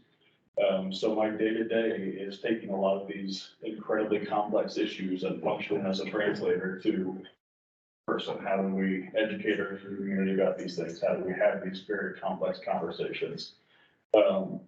And the more I get into it, the more I want more of it, which is what made me sign up for the course in the first place. I'm really looking forward to having a lot of deep conversations about this type of stuff. And thank you all in advance for my super beginner questions that I will undoubtedly ask, and your patience and all of that. I just find this stuff incredibly fascinating, and especially in Fort Collins area where we're starting to look at water supply rate issues and excess water use fees, and how does that affect housing affordability and the whole development community, and this massively interwoven spider web that is all things water. I just find it absolutely fascinating. So. Hi, my name is Taylor Cochran. I use she, her pronouns. I'm the general manager at Horse and Dragon Brewing Company here in Fort Collins. My background is my parents started the brewery, so I lived all over the place growing up, internationally and also in Wisconsin for a bit. So the whole international. Yeah, so lived all over the place. Here about 10 and a half years ago. Actually, 11. Oh, that's weird. So a while ago, but my mom grew up in Boulder. Her grandparents lived in Fort Collins since the 40s, so we've always come here to visit. And for the first year of actually living here and having a big kid job, I was thinking, oh my God, I'm not on vacation. What am I supposed to do? I have to go to work every day. So it took a little bit of transition for a minute there, but I've primarily worked in the event planning spaces and marketing here in Northern Colorado with small restaurants, small event venues, worked for CSU for a little bit, and then craft beverage. So with events, and then also I worked at a winery for a while. I've been with Horse and Dragon full-time for almost 4 years. Kind of during COVID times, they were like, hey, all this work you've been doing to qualify yourself to work here, you want to put that to use? We got to figure out what we're doing. Started with the tasting room in the brewery, and then now I kind of do a little bit of everything there. Really interested in this program for a lot of reasons. One, I think we all are in agreement that water is a big and important piece of life here. I love this area. I love Northern Colorado. I always have, and I want it to continue to be a great place for people to come visit and to live. And I think being safe and communicative about our water use is a big part of that. So I'm really interested to continue my education there. Also, good water makes good beer, so that's pretty important for us as a business. We try really hard to be super proactive members of the community here in Northern Colorado, and part of that is being responsible with water and using our platform to tell people, hey, this is important, let's pay attention. So just really excited to learn more and continue to keep talking about it. And if anybody ever wants to have a beer and chat water, just let me know. Cheers. Seth Panda's awesome. Yes, thank you, I appreciate it. Keeps the lights on, so we appreciate that a lot. Wow, this is a tough group to go last in. You guys are pretty impressive, especially because I'm just a dumb banker, but, hey. We'll get that in a little bit. My name is Mike Bellis. I moved here, I think 27 years ago to go to CSU from Minnesota. I studied business entrepreneurship for 3 years, and then to the dismay of my parents, I switched my degree. They graduated with an English degree and a philosophy minor. So naturally I became a banker. But after school, I had the opportunity to work for First National Bank, and had the honor to work with Mark for a few years when he wasn't off at CSU.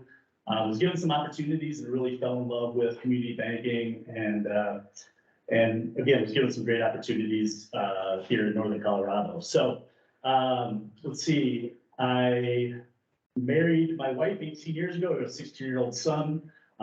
He's living his best life, and actually, funny enough, has expressed interest. He's a very motivated kid, very motivated, and wants to go to law school, and has indicated that he has an interest in water law. So that's part of the reason that I'm here, is that I have to keep up with him and make sure I can have conversations over dinner with him. But, back to my bank career 16 years ago. One of the great things about community banking that I fell in love with is that we're given the opportunity to give our our time and talents and mostly time to community organizations here in the area and support nonprofits in the area and make sure that we have a strong community, and education is also a big part of that, which is why I'm here. Some of the most greatest achievements in my career is I spent 7 years in the respiratory care board of directors, still very active in that organization. And also have spent approximately 5 or 6 years on some various things here at the Community Foundation, like our impact investing program. So, you know, as far as water goes, you know, growing up in Minnesota, water's my happy place. I mean, being on the water, I have a boat on Horsetooth, and it's my happy place on weekdays, not on weekends up there. But, you know, it's a, you know, outside of just my connection to water, you know, kind of to David's point, you know, being in the business community and doing development loans and different types of business loans, right? We, you know, that's good for business, and growth is good for business. But as you get older, you start to see that it has to be responsible growth. Kind of just understanding both sides of the table as to how we proceed with some of the challenges. And also just completely fascinated by the engineering aspects of what's happened here in Colorado specifically. I don't know if any of you know that in the second floor of the Loveland Museum, there's a topographical map that shows all the different connections from CBT and the reservoirs. And, you know, I remember looking at that and just fascinated by what's happened over the years to get us to the place that we are today. So, it's fun here. Craig Harrison's map. Yeah. Thank you, everyone. That was really remarkable. I'm struck by just the diversity of experiences and knowledge and backgrounds that you all are going to bring to this group. I also wanted to just congratulate you again on being here. This was one of, I think we have the highest number of applicants this year, so you should all feel very proud of being in this cohort. And you know, one of the things that we did when looking at applicants was based on your individual, you know, qualifications, but also how you would kind of all complement each other as a group. So coming from different communities, you know, a range of different backgrounds and stuff. And I think we can clearly see that here today. I'm so excited to learn from you all as well. And I heard a lot of, you know, even though people have different backgrounds, work experiences, a lot of shared values. So that's one of the things that I think we'll come back to time and time again, is that there's a lot of shared values we can get behind with water, and that helps us just build relationships and start conversations. So just want to highlight that. I have a little game here. We don't have a ton of time, so we're going to take a break at 10:30. We're also going to do a group photo at that time, and then you'll actually be able to take a break. But this is Water Literate Leaders Bingo. So you cannot use your bios. You cannot use yourself on this. I hope you were listening, because you have to fill out people's names in the squares. You have to get 4 across. So you have to go and talk to people, and, you know, maybe you remember who they were, but go and talk to people, ask them about their backgrounds. If you get 4 in a row, yell bingo, and we'll, you know, reconvene after that. Does it have like words in it? It just says things about. I just. No, it's not necessary. Okay, ready? I see. In some capacity. I see what you mean. Okay, it's just like kind of general, yeah, general, so like it's 5 people that are related. Well, right, so there are, if you want to like. It's general.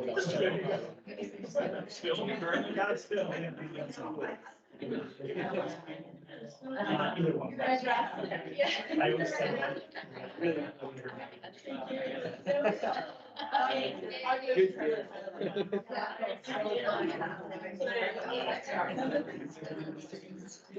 Yeah. That sounds pretty good. It's fun.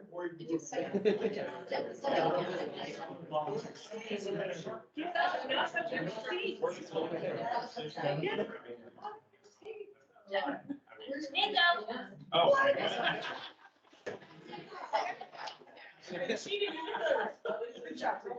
not fair. You can. Okay. Okay, so share what you got. Yes. Okay, well, I have Nicholas, works in local government. Uh-huh. David Katz works in real estate. Jennifer Woods is a Peace Corps volunteer, and Laura has a vegetable garden. That's right. Did anyone find someone who enjoys playing Monopoly? Not yet. I didn't know if that square would be filled in. Okay. But, That was very who is a sweet. snowboarder, not a skier? A few snowboarders. Okay. Camped or hiked along the local river in the past year? Moved to the region in the last 5 years? Yeah. I've been a lifeguard? I have. All right. Water-wise, efficient landscaping in the yards? Yay. Yeah, we're gonna be talking about that too. Do you monitor your home water use? Yes. Yes. Because we have smart meters, we really. Yes. Owns more than 2 dogs? God bless you. Traveled out of the country in the past 3 months, and where? Ecuador, Galapagos. I went there too. You did? Yeah. Almost talked to that. Yeah. It's terrible. Anyone else? They all right? I went to Mexico City for a wedding. Oh, nice. You did work in real estate, yeah. Works in local government, there's a lot of it. Yeah. Lived in Colorado your whole life, I've heard quite a few. Yeah. Rafted a river in Colorado. Pretty much ever, all right, cool, okay, well, that was supposed to be our fun, get to know each other a little bit more. We'll go into our break, we are gonna take a group photo real quick, and then, please eat this. We don't want to take it, eat it and drink coffee, there's tea. And if you need anything else, let us know and we'll make it happen next time. Yeah. Is there a water fountain to fill up our bottles or just? There is not. So there's pictures of water and then there's a kitchen in there. We can just refill it. It's okay. Yeah. Okay, let's do group photo. Yeah, sure. Yeah, we'll go grab, Francie. Okay. Typically, yeah, we'll do it like right out front of the building. With sunglasses? Hopefully the sun's gonna be behind us. Yeah, let's not.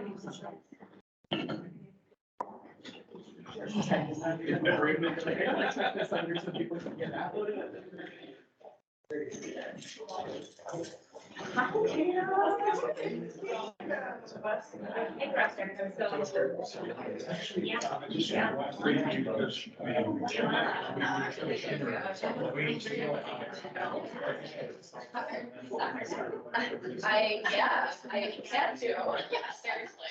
Yeah, they. Mark and Nicole, those are ancient nice to see. Yeah. Oh, yeah.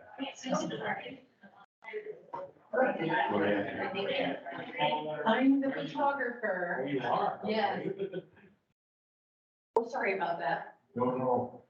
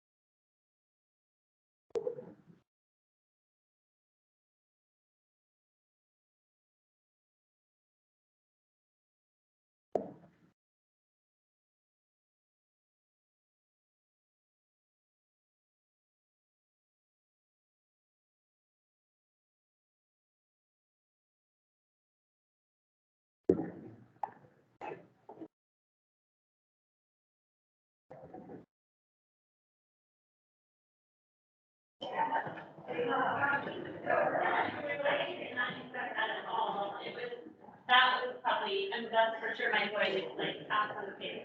Yeah.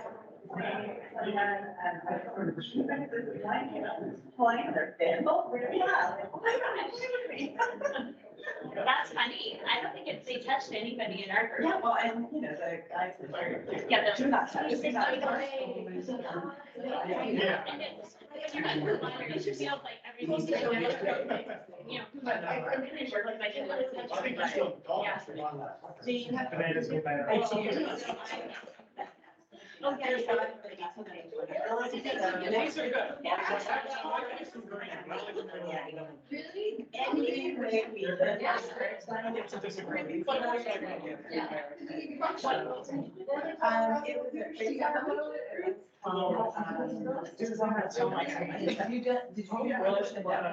October, there'll be.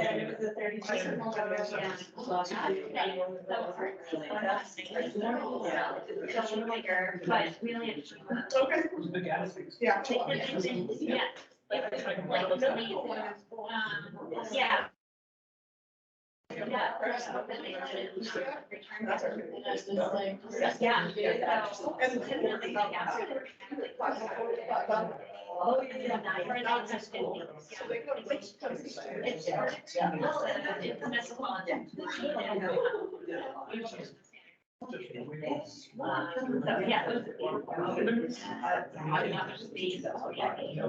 Oh, yeah.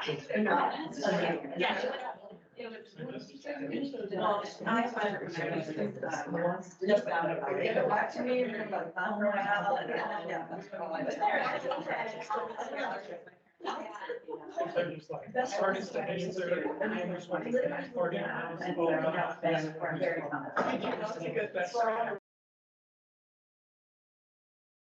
Probably 10 years. Yeah. I guess I made the bigger too. So I'm just. That's fun. Yeah, I was thinking maybe there were two randoms that were just good ones. Yeah. Monopoly, just put Monopoly in 3 different spots. You have to find 3 separate people who like Monopoly. My game is big. My game is taking over. It used to be Monopoly and now it's good. Yeah, I got into that.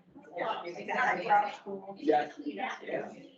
It's a good one. It's fun. It's, you know, competitive. It's also like somewhat random, so you don't feel bad when you lose. But you still get like really into it. You do, yeah. Like it feels good when you win, and then you make an excuse when you lose, so it's always, you're always all right. Yeah, I like that game too. I haven't played it in a long time. I know. Yeah, I didn't realize that I pre-showed out. Which one? I was thinking maybe that would cause a rift in it. Yeah. Cool group. Oh my gosh, yeah. Yeah. When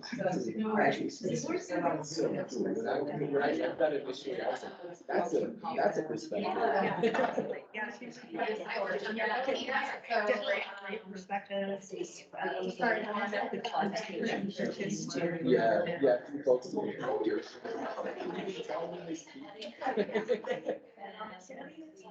Yeah. That was Michael. English philosophy, but I got my brother's school degree. He graduated English philosophy from CSU. He currently tattoos in the back of his van, traveling the country skateboarding. So that's what he does with his English degree and philosophy as well. I mean, that's what I did. Yep. You know where you're going, you do it out, right? Yeah. Right. Right, absolutely. Well, it was wild going to Costa Rica though and meeting the veterinarian who was 1 year older than me, who went to vet school at the age of like 17. Because that's what they do in Brazil. They don't have undergrad, they have, you know what you want to do, we're not gonna waste your time. So. Yeah, definitely. It is very interesting seeing that experience, just like really young professionals all over. And, I feel like we're like just getting later and later. Yeah, absolutely. Yeah, I mean, I just finished this law degree at 24, 25. Oh, gosh, now, me, because that's my age. He finished his law degree. It's just, I don't know business. Trying to get some shorter Still a lot harder for people. Yeah, I had a friend who, he finished undergrad. They wasn't like, as much like, this is your path. This is what your family did. This is what, yeah, absolutely. Now it's gonna go back. Right. Yeah, it can become debilitating to a point where, I mean, I feel like that's because I try to study all these different areas, and I'm trying so hard to stay focused on water. Because I feel like that's the place to be. But there's just so many different areas to explore that it's impossible to just choose one if you want to do it all. It is.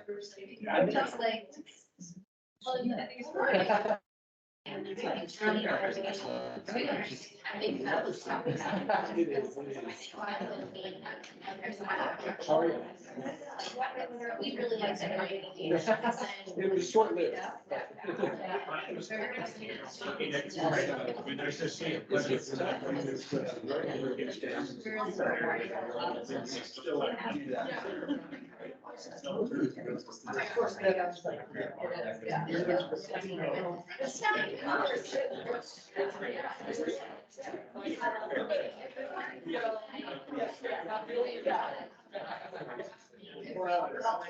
Yeah, that's what about it's not a straight thing. So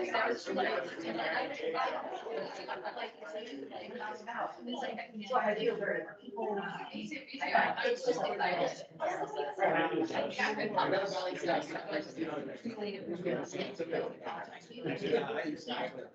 we can't basically use the Northwest Summer classes. Yeah.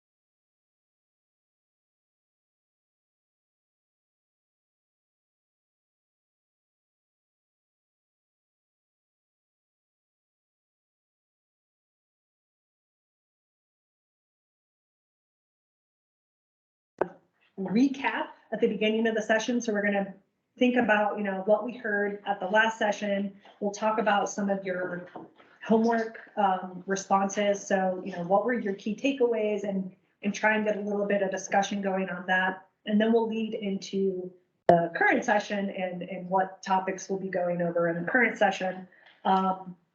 There will usually be many presentations during the session, and again, a lot of time for Q&A and discussion in each session.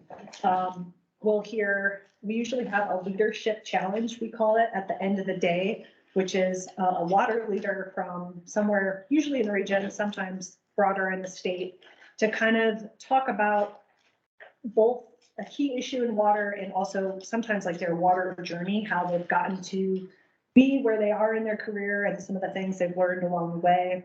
And then some sessions. So there will be 2 sessions, one in December and one in April, I believe, that we are doing a book club. So at those sessions, that's when your book club group will present your book report, which is a very short, I'm keeping these to 5 minutes. We've had in past classes, people tend to go for a long time to talk about books. And, we found that it wasn't necessarily like the most beneficial for everyone else in the class for these really long book reports. So keeping it nice and short. We're making groups so you have some discussion time with other people about the book. And then in addition to book club, we have homework assignments every session. So they generally include a reflection on the key takeaways, questions and things you want to explore more, and how information might apply to you and your profession. So and we'll bring that to the following session and open it up with that discussion. Those are always due before 5 p.m. on the Monday after the session, correct? Okay, and they go to Benton. Yep, you will get emails from me. Yeah, Benton is the logistics and the homework reminders, and if you have questions about any of the logistics, go to Benton. So for example, today you will have a homework assignment reflecting on what you heard today that will be due next Monday before 5. And we're not asking for pages and pages of material. These are like, here are my key takeaways. You can take notes like during the session, and that makes it a lot easier just to type it up. And yeah, that's the general homework for each session. It's not a huge time suck. We'll also provide pre-session readings. Did we do that this session? Wow, so. Okay. Yeah. So for sessions going forward, we'll provide some readings if you want to dive deeper in the topics that are going to be discussed. And then we have, okay, now I'm going to talk about the book club in detail. So book club, you all, as part of your first assignment, you have your top 5 book choices from our book list. I have basically, based on your preferences, mixed and matched you all into groups of 2 to 3 people. I'm going to show that actually at the end of our session today, and we'll talk about those groups and meeting and things like that. You have to meet at least 2 times to discuss your book during whatever range of time. If you decide to do your book report in December, you obviously want to meet 2 times before December to talk about just your general thoughts on the book, and then also how you're going to do that presentation to the class. So the book reports, I'm keeping it very simple. So, and I'll send these prompts out. We'll send these prompts out to you all. The prompts are for your book reports. What is the most important takeaway? And also just a very brief synopsis of the book, like high level overview. What are some of the strengths of the book? What are some of the challenges and kind of what you like least about it? And would you recommend it to others, and why? So that's what we're looking for in the presentations. You don't have to go into great detail on each chapter and things like that. And again, the main point of this meeting is to just get together and talk with each other about the book, and then share out what you're learning. The last assignment that we have in the curriculum is just to attend some sort of water meeting over the course of the whole class. So We do have a list of those included, and we'll do, reminders when we know of events that are coming up. We'll let you guys know. So you're supposed to go to one. Again, just write your key takeaways from attending the event and submit that no later than April 8th. Obviously, if you go to an event like in October, you can submit it before April 8th, probably a good idea. Yeah, so that's kind of our curriculum in a nutshell. Any questions or concerns? Clarity needed on anything? Do you know where the field trip is in November? We are trying to get it scheduled with Northern Water. So we're having an issue because the date of the class, November 15th, is their fall symposium date, which we did not know about. So we are trying to see if we can do it a different day that week, or if we just switch sessions and have the field trip in December, which is not ideal because it's very cold and we're going to be walking around outside. It's cold in November, but probably not as bad as December. So that's our target. And the spring one, we'll probably do Nisa, yogurt, and dairy, and check that out, but that's to be determined. Any other questions? Clear as mud? Are we early? Yes, okay, well, we are so early. Fortunately, John is here and he is going to start us off with some introduction to Western Water. So let me introduce John. John is the director of the Colorado Water Center. So he is my supervisor and I very much enjoy working with him. He has led program initiatives on understanding and developing sustainable water resource management practices in a number of basins across the Western United States, including the Western High Plains, the Northern Plains, Great Basin, and the Pacific Northwest hydroclimatological regions. As the director of the Colorado Water Center, he works with private, state, regional, and federal entities in the development of programs that more effectively support achieving their water and environmental resource management objectives. So John is a guru in all things Western water, and he's going to give us an overview presentation, and then we'll have some time for Q&A afterwards. So go ahead. So, one of my philosophical approaches is that there was a book written years ago, if you meet your hero in the middle of the road, shoot him. I do truly believe that.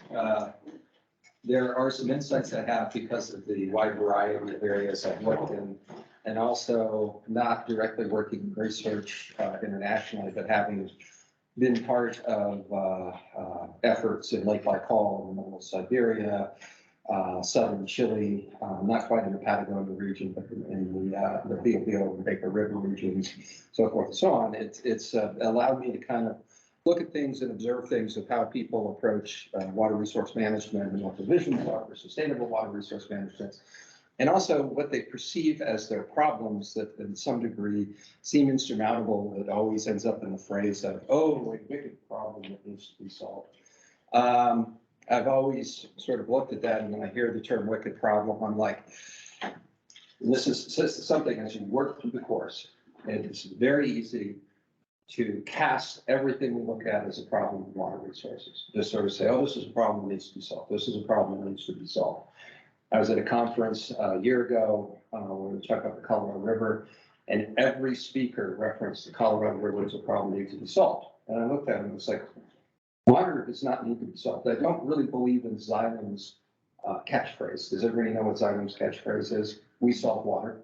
And it's just like, water is, and it is a situation in a natural environment where it is very unpredictable about what's going to happen tomorrow, as well as a year from now, as well as 10 years from now.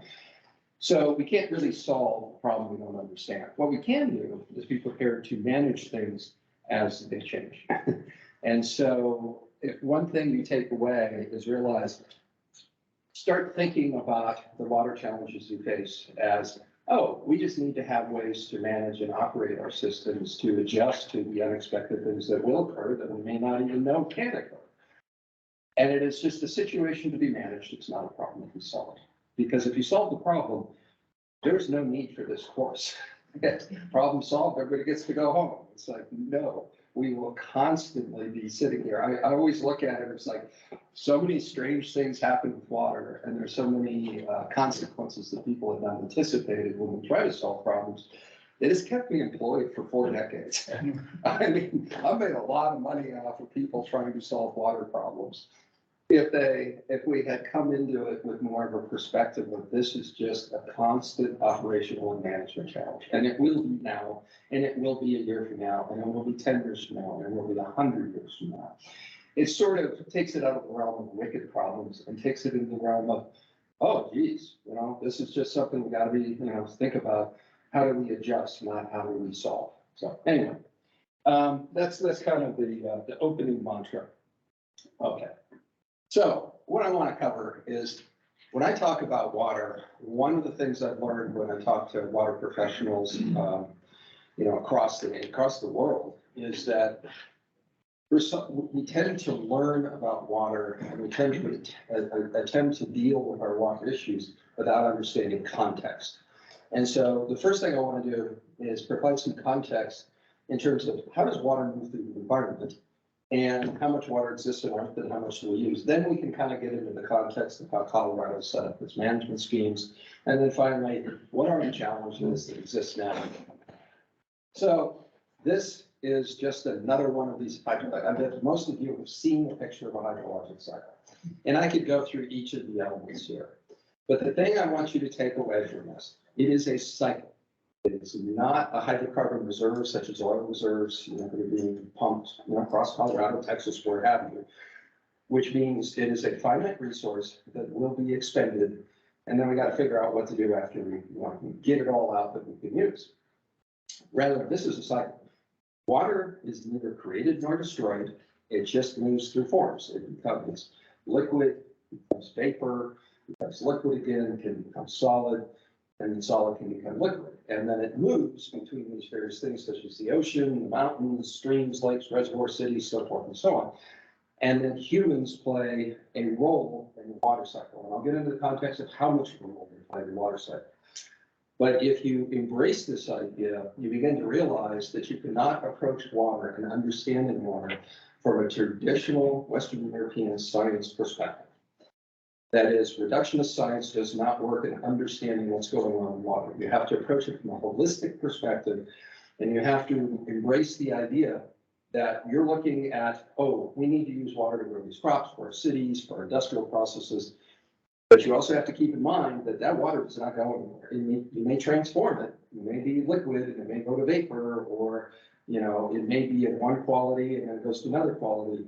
But the water you use is the next person's down the line water source.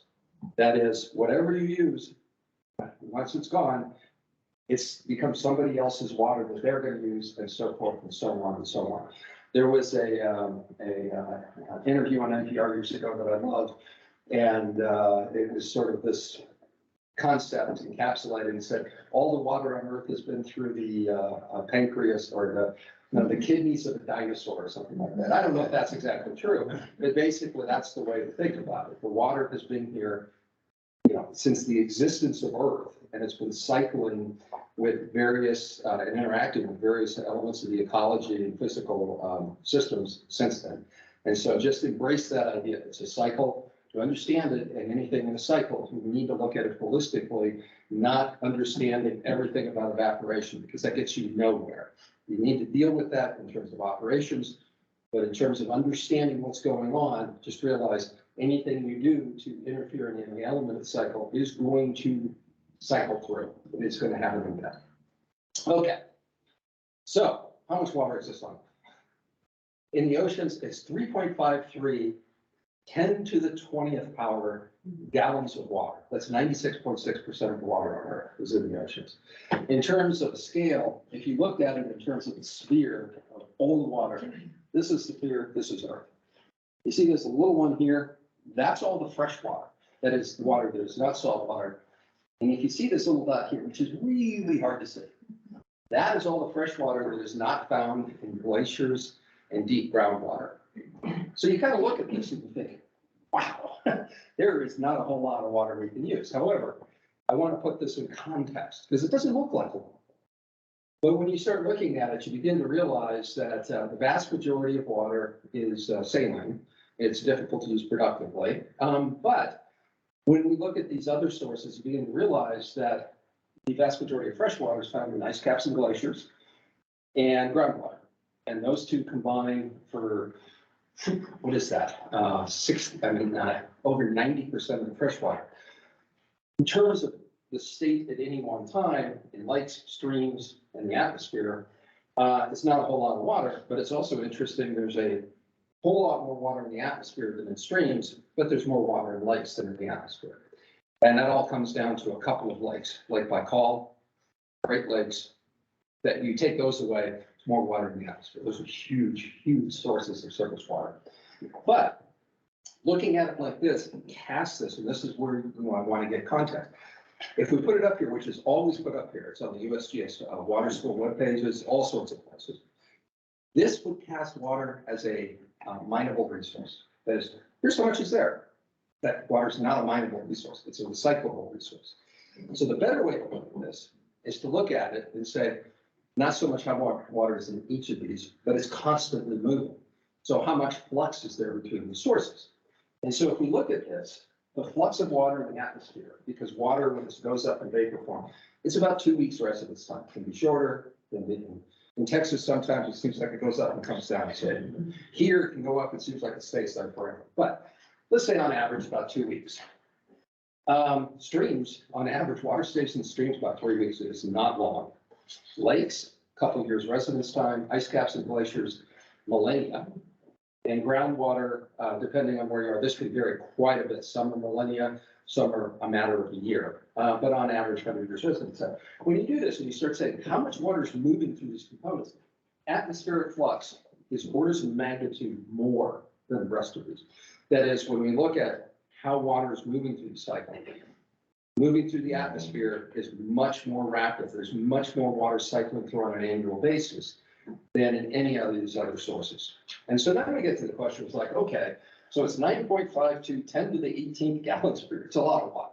And then you realize how much water is moving through the atmosphere.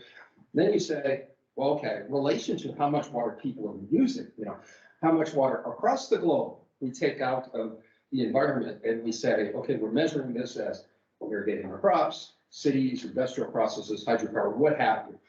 Our best estimate is about 1 times 10 to the 15th gallons per year. Now, that sounds like a lot, and it is a lot. However, it is orders of magnitude less than the cycling through the atmosphere.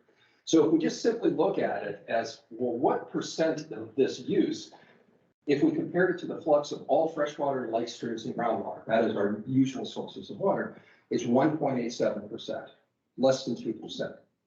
If we look at it in terms of relation to atmospheric flux, 0.011%. It's basically humans are having, from a water use standpoint, not global climate change, water use, having very little impact on the hydrologic cycle and atmospheric. This 2% may not sound like a lot, but yeah, once you start getting into the single digit and higher percentages, you're starting to have impacts. And so that's what we start seeing, human use of water impacts on fresh water. You start seeing this in a lot of places, in arid areas, you see it even more, but that's really having some impact, whereas we're really not doing much in terms of atmospheric flux. Now, when you get into greenhouse gas emissions and climate change, that's a different story. But all we're talking about here is how we're changing the system for more water use, not everything else. Okay, so what is the water situation in the West? And here I mean the arid and semi-arid West. And this is a typical way that we look at water. If we simply had a natural environment, basically, most of our water comes from snowpack. That is, clouds come in, they drop snow in the upper elevations. Springtime comes, melts, starts coming down, you get a high flush of water, it goes. The problem with this is that the timing of the stream flow does not really match the timing of when we want to use the water. So what do? So we have headwaters, natural stream, we put in a reservoir and dam. Why do we do this? To retime the water. In essence, hold it back, use it when we want to. Then we go downstream further. When we do that, these streams typically have a way to recharge groundwater. And then you have maybe a ditch, and you can see this all over Fort Collins and down the Pooter and down the South Platte River. And the ditch takes water to the water use, whether it's cities or agriculture. Typically, we overuse water a little, recharges the groundwater. So we use groundwater for water use also. And then sometimes we have so much water that we need to reroute it back to a canal, and it goes back to the river. Canal has a lot of water, it's not needed to return to the river, and then we go down to the next area, the next area, and the next area. So when we do this, and I have an example of this. There's a lot of theoretical examples you can put up and say, hypothetically, this is what happens when we put systems in place like this. I've actually got a real example with real data. I worked in Idaho for a while. In Idaho, the Snake River drainage is one of the most intensively controlled rivers in agricultural areas in the western United States. It is, I mean, California likes to say, oh, look what we did. It's like, oh man, Snake River Plain is something to see. The Salmon River has no reservoirs, like 2 diversions out of the river in the tributaries, nothing. And so you end up having these 2 rivers, one which is intensively managed with tons of infrastructure, and the other is pretty much undisturbed with the same mountainous watersheds. That is, the Sawtooth Range divides them. They're both getting water from the Tetons, that Rocky Mountain. It's a fascinating system because it allows you to look at it and say, okay, what do we do in the Snake River? What do we do in the Salmon River? And what's the difference? In the Snake River, we added 9 million acre-feet of water storage between the 1900s and 1980s. And to put that in perspective, Colorado doesn't even come close to 9 million acre-feet of water storage. The Colorado River does, but not Colorado. So it's a massive amount of storage. And in addition to that, this entire region from up above Idaho Falls all the way down to where you go into Boise. I think it's 1.5 million acres of irrigated land. And so it's a huge amount of diversions, huge amount of storage, huge amount of management. So what we were able to do is look at flow records in these 2 rivers, because you have a flow record of the Snake River right before it meets the Salmon River. You have one for the Salmon River, and say, what did this do to the hydrology of the rivers? Well, this is what it looks like. So what we did was we were able to look at it and say, okay, how do these hydrographs look over the year? And to compare them, we just sort of, what we did was normalize. So we took the average flow for each month of the year and divided by the total annual flow. So you could kind of get a sense of when does water come out. This is the Snake River. This is the Salmon River. This dip right here is that we're far enough downstream that they're diverting water to irrigate 1 million acre-feet. So we're taking about 3,000 CFS out of it. And if you looked at that and added that back in, you basically have a situation where the ratio of the highest month flow to the lowest month flow of the Snake River is close to 1. So what we did is we just flattened the hydrograph here. Why did we do that? There's a certainty of how much water. It's not so much we did it, and there's a lot of ways to explain this, but the way to explain it is, if you want to maximize the value of your water management, make sure you're certain how much water is there. And so this is the reason they did this in the Snake River, to provide certainty of water supply. The Salmon River, it's pretty much natural, and you see the difference. So this is the example of what we've done. Now, to put this in terms of Colorado, all of the East Slope rivers in Colorado have had this done to them. And so when I hear discussions of the Pooter, the South Platte, the Big Thompson, the Arkansas, the Rio Grande becoming, working towards more natural flow. Okay, if we have water use to support a population of 5 million, you could not have this. You have to have this.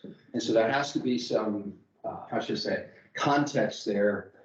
It's nice for us to say that, but there's this reality of what we attempt to do in the rivers so that we can actually manage water better, which requires certainty, which means we want to make sure we know how much water is there all the time, which means we have to flatten the hydrograph. That's just a reality of managing water in Western watersheds. And the Salmon River is really unique. It's like, wow. I mean, there's a lot of reasons why that's been undeveloped. It's an interesting example, especially when we compare it to the Snake River that are driven by pretty much the same climate. Okay, So what is the water situation in Colorado? And here becomes, another harsh reality. These graphs are the light blue, sort of a low flow year, and this is the wider, the more water here, and the dark blue is the high flow year. So you look at the Colorado River, and it's like, that's a pretty fat river to the point that it's merging with the Hudson River. And all of these west slope watersheds, very, very wide. Then you go to the east slope watersheds, the South Platte and the Arkansas and the Rio Grande. And there's two things here. Number one, you notice these bands are not as wide. The other thing I want you to notice, and this is the reality of the hydrograph, look at the difference between the high flow and low flow years in Arkansas, almost nothing. South Platte, a little more, Rio Grande, not much. Yet, this is the example of water management. The other thing you should notice here is as you go downstream in the Colorado, Amber White, all of these get fatter as you go downstream. They're collecting more and more water transported. Look at what happens to the South Platte, the Arkansas, and the Rio Grande. They get fatter, and then they get narrower. Get fatter, and they get narrower, fatter, and narrower. And this is what we're doing for irrigated agriculture. So you end up with these really distinctly different characteristics between the east and west slope river, not just the amount of water, but when we're looking at what's going on with human intervention in these watersheds, whereas Colorado River just keeps getting more and more flows of those downstreams, South Platte, Arkansas, Rio Grande, less and less flow. Okay. There's other water resources Colorado has.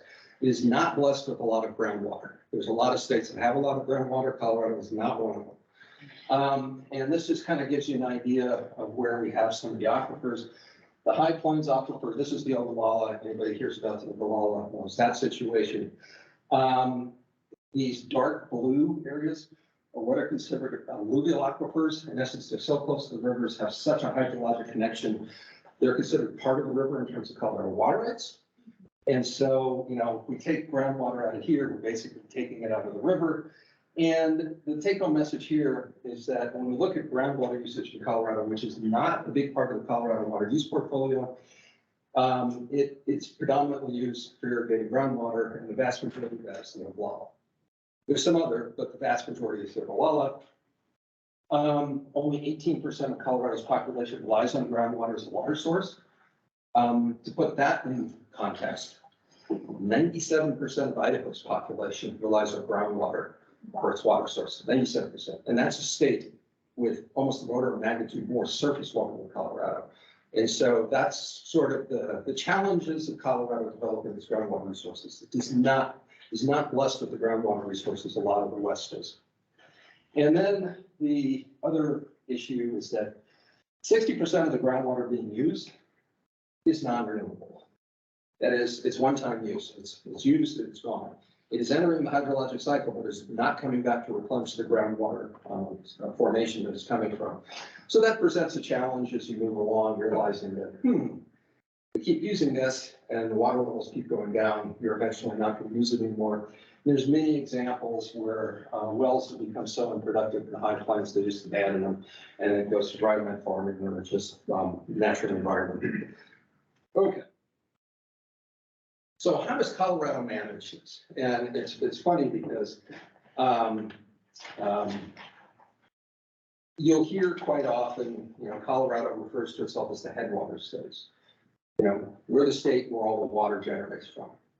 I think a more apt description is Colorado is the trans-basin diversion state, because there are 44 diversions to take water from one watershed and put it in another. And it starts up, if you go north, the North Platte, there's 7 diversions to take water out of the North Platte and put it in the South Platte Basin. There's a ton of diversions from the Colorado to the South Platte.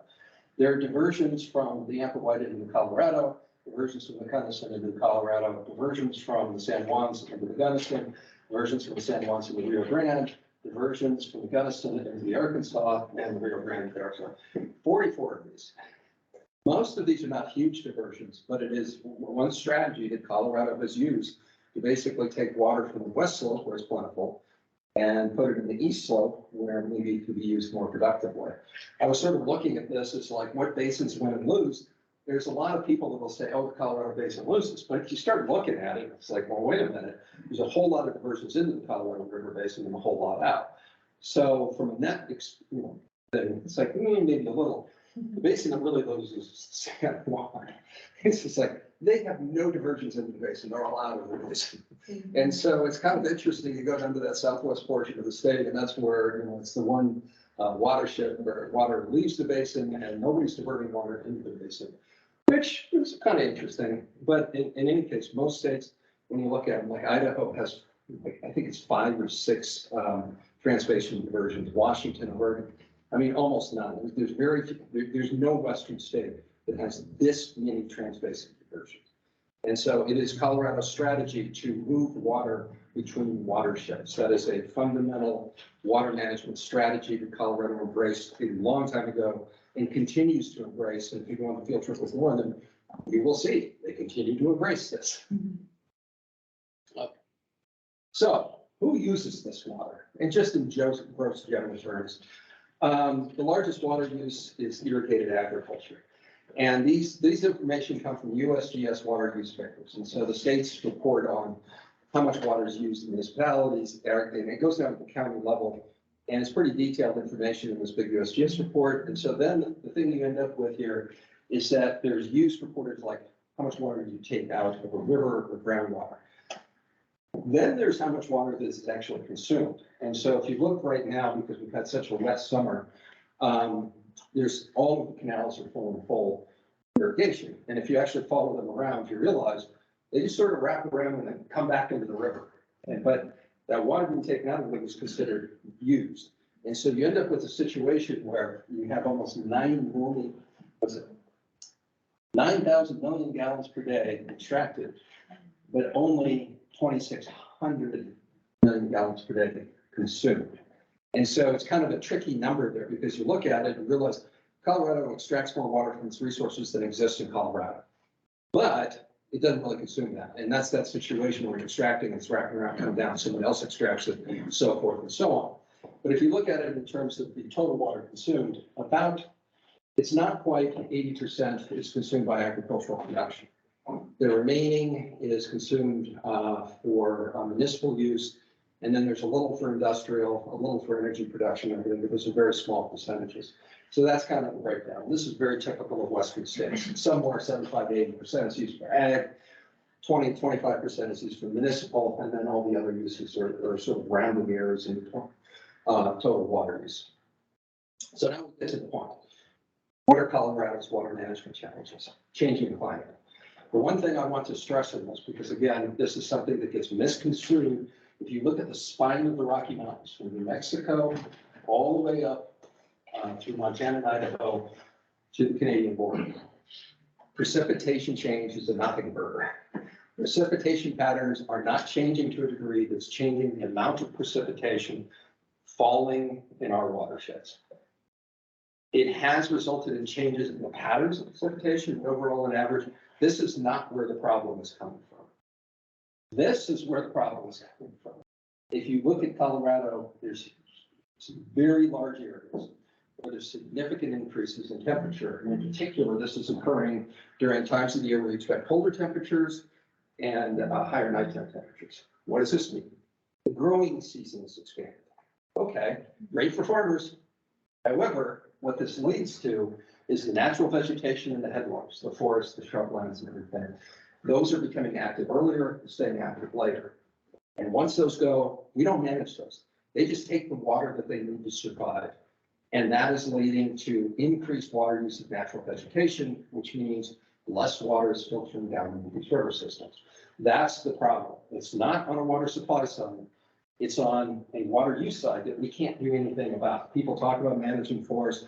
People talk about managing shrublands. When you look at the scale of that problem, a large farm operation in Texas manages 2,000 acres.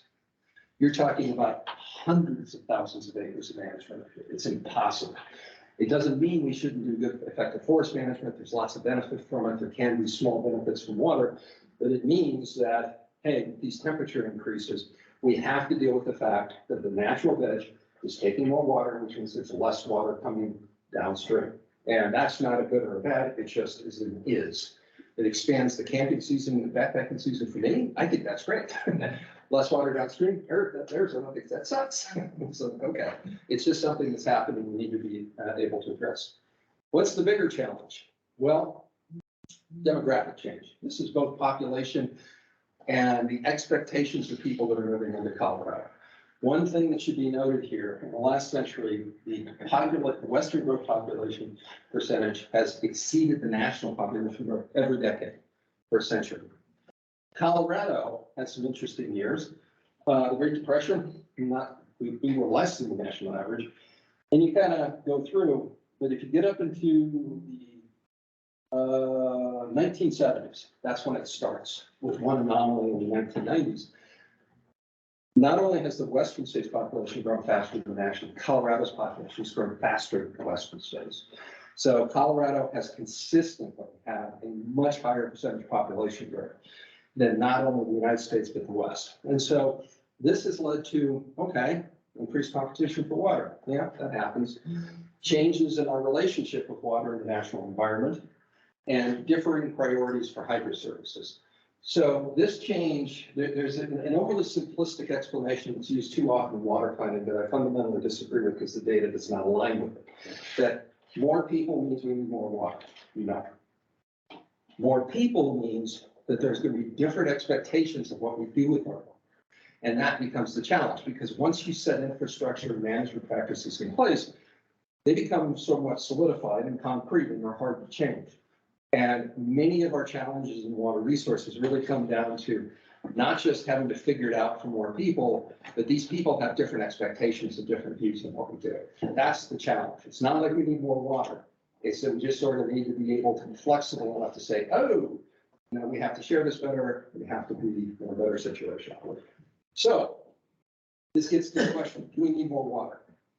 Here's a situation we look at total water use across the US and population. We hit peak water use in 2000. It's been declining ever since then, but our population keeps going up. Interesting. What about economic productivity? Again, agricultural use down, total use down, industrial use down, municipal use down. And the economic productivity keeps cruising along with two dips. And one dip was the 2008 financial crisis, had nothing to do with water, I don't think. And the other dip was COVID. Didn't have much to do with water. There's actually some really interesting intersections in health and water there, but pretty much these were larger forces. The droughts, anything else, and I had assigned students to do this state by state, and what they discovered was water use as reported and economic productivity is completely uncorrelated in all of the United States and all of the Western states. So it's one of the things that I wish water planners would get out of their mind, that this is not a correlation. What about agricultural productivity? It has to affect agricultural productivity. Well, this is from the USDA Economic Research Service, and what it does is it looks at agricultural productivity normalized to 2015. So basically, the line goes up, means we're getting more out of our ag land than less. Again, water use plateaued in 2000, agricultural productivity keeps going up. Okay, so what does this tell you? Basically, the data is suggesting that the United States, Western states, Colorado does not need more water to address its growing population, economy, and changing climate. It fundamentally does not. It would certainly make it easier. I mean, it's sort of like managing your finances, and people keep throwing $1 million a year in there that you don't have to pay attention to. Yeah, you don't have to pay attention. Great. It's not reality. Colorado's not going to get any more water supply. We're not going to import water from the Great Lakes, the Mississippi, Columbia River system, or what have you. We're not going to do cloud seeding that's going to affect the water supply. The water supply is the water supply. The droughts are the droughts. We just need to figure out better ways to deal with them. This data also just suggests that if you notice, economic productivity, ag productivity has increased as we actually use less water. This tells us that we're on a path to rethinking our water use to get more value out of using it. By value, I mean social, ecological, and economic, all three of these. And so this is something that I think hopefully we'll get out of this course and really think about, is that the question is not how do we get more water supply? The question is how do we get more value about how we manage the water supply we have? Because we've actually done this through necessity. And now I think it's time to think about the planning in terms of how are we going to increase the value, not how are we going to increase the supply. To do that, we'll require embracing a more holistic approach as opposed to incremental approach to water planning and management. And most of our approaches are very incremental right now. And it will also require creating a more inclusive and equitable environment for engaging in discussions of future management of water resources. What does that mean? We have populations coming into Colorado that have very different perspectives on the relationship with water, and we do not always include them in our discussions. There was an attempt through the roundtables in the last state water planning exercise to do this. It really kind of missed the mark in a lot of areas. When we start looking at a community such as Aurora that has embraced immigrant populations coming in, it is fascinating when you start actually getting into discussions of like, well, what do you think? And there's people who have come from areas with, too much water, very arid water. They have very different perspectives on the value associated with water use, with some just, they're incredulous that, what are you doing with all of these lawns? Why do you have all of these lawns? I mean, it's not just to the point of it's not efficient. It's just like, this is insane. You people are insane. To, others that won't go near a water body because where they came from, water bodies were so polluted that it would kill you. And those are things we need to understand as we move forward in sort of these approaches to meeting the challenges. And so the future challenges really come down to rethinking how we're going to approach planning and management as opposed to looking at technological approaches to increase water supply. And so that's kind of what I wanted to start you off with. And then you can go into all the details as you go along. But what to remember, water moves through a cycle. Humans do impact that cycle. To really deal with this, we need to think about it holistically and not incrementally. With that, thank you.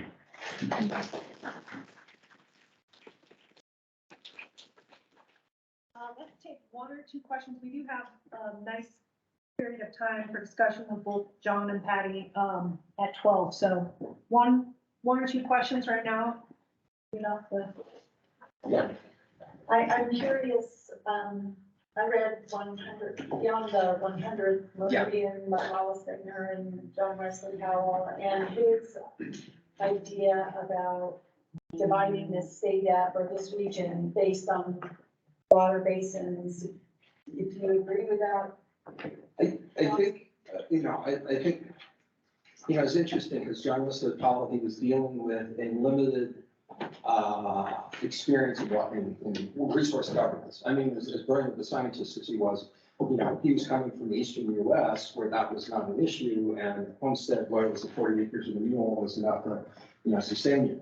I think he did a very good job of starting the conversation of saying, you cannot do that in the West. And by saying, we need to think about governance on a watershed basis, it was a great start. In the context of how we look at things right now, it's like, oh, that's too simplistic. But it's like, you look at the tools he was dealing with at the time and his experience, it was like, he started a necessary conversation. Unfortunately, it was not really followed up by a lot of people, but it does seem to have interjected an idea into how we approach this, that it's still evolved and, and moves along. So I think it was very good from that perspective.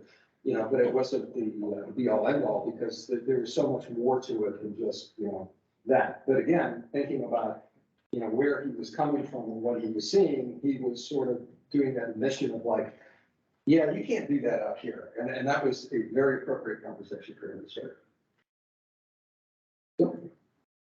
So I'm kind of resonating on your first point up here about talking about we have enough for the growing population economy and changing climate. And maybe I know enough to get me in a lot of trouble about water, but not enough to be in your shoes. But my understanding is that, it's a lovely phrase the Western Slope uses about, you can take our water, but keep the population on the other side. I mean that as a land use planner, you hear what people say, that's their sentiment, that's how they feel. They also have a lot of water over there. And I think from a development perspective, there's not a lot of capacity or infrastructure to utilize that water for development. So I'll just stop there and we're gonna have the details of it. But there's not a lot of need or want right now. We're also in a housing crisis, both statewide and nationally. So I just wonder if any of your studies have taken that kind of tangential step and touched on equity as it relates to water management and how it's going to affect our future population. The cost of housing, and I'll just throw this out there, anybody who's in development knows this. The cost of housing is extremely inflated by the cost of water in every jurisdiction. It So it just it goes is- to the base of the connections. is fascinating in Colorado that, that's very clear. I mean, I've seen the numbers there. My response here can get me in a little trouble. It's like, okay, I'm far enough along in my career, I'll just say it. It's Colorado. a safe space. Colorado really needs to stop and rethink many of it's not just policies, but practices. And specifically, the last sheriff purchase on Colorado, Big Thompson, it has killed the city of Wellington. There was this class last year, there was discussion about what the water rates were for citizens right now, because they ended up tying to that share price. I can tell you that share price leads to the water being a cost of the water rate being $100,000 an acre. There is no place in West Virginia, no place, not Santa Fe, not Arizona, not Idaho, not Colorado, that even comes close to that for the price of water right. There is no economic justification. You cannot find anything you could produce with 100,000 acre water that will give you a profit. How did this happen? And it has to do with basically Colorado providing artificial constraints on transfer of water and placing, and again, artificially inflating the value of future water in Colorado. And that's something that is sort of embedded in water policy, how Colorado manages water rights, in water management and planning practices and so forth and so on. But if Colorado doesn't deal with it, yeah, I mean, I've heard some places like they're adding $50,000 on the top, but I lived in Reno, which is a really water short area. And when you went in and paid for your one-time fee for sewer hookup and water hookup, the entire cost associated with the water rights acquisition was somewhere between $5,000 and $10,000 for the house. That was it. Now, it's gone up some now, I understand it's about $15,000. This is a place that gets 6 inches of precipitation. Okay, how do they do that? And Reno is growing, and Vegas are growing as fast as Colorado. And those costs are in the $5,000 to $15,000 a house rate. So what in the world is going on here? Because Colorado has way more water than those places. And so this comes down to decisions being made at the policy level, the planning level, and the management level that are driving these prices. Those are fixable by human systems. This is not driven by the natural environment. And it is a little frustrating to see it because Colorado prides itself on being an advanced thought leader in water management. And I'm sitting here going, something's going wrong here, and it needs to change there. The other, element is looking at elements such as the Thornton pipeline, which is leading to some interesting controversies, discussions. It's just like you look at Thornton's growth projections, like they're going to grow, makes sense. The thought of growing, and here's the analogy I want you to think about. There are lots of places that have hit their city boundary lines. Okay, all across the list, they grow. What's the solution? Well, we need to just create more land. No. We're going to do infill. We're going to have denser housing. We're going to have a higher per capita in the housing. And then everybody goes there. Man, we went through the city of Boise where they just changed the permit. It's infill housing was allowed. Higher density housing was allowed in some areas. And it's led to, okay, more people can live in Boise, same physical footprint. Right. And then you got to deal with infrastructure and a variety of other things. But it gets into this question, it's like, okay, we immediately go there in housing and land. Nobody assumes we're just got to create more land. We got to go take more land from Minnesota and bring it down to Colorado. I mean, they don't go there. How in the world do we not apply them to water? Because cities such as Santa Fe, Seattle, San Antonio, San Antonio in the last 2 decades went from almost 200 gallons per capita per day water use to 95. And they think they can get it down to 70. They over doubled the population of San Antonio. And they've done a few water projects, a couple that were controversial. But for the most part, they're just like, oh yeah, okay, we're just going to tell people they can use less water. And Karen Guns, who leads the conservation division in San Antonio Water Systems, yeah, they're very advanced in this. And they've just sort of said, water demand is not a physical demand. It's an economic demand. And if we're looking at putting more people in, we just got to sort of have development codes, housing projects, everything that you consider when you're doing land use planning, and saying, Our expectation is people are gonna use 100 gallons per day per capita, 98, and you start driving that down, and then you realize how many more people can live with the exact same amount of water resource. Better management, rethinking what we actually get value from in our water uses, and sort of changing the value system of people moving into the state.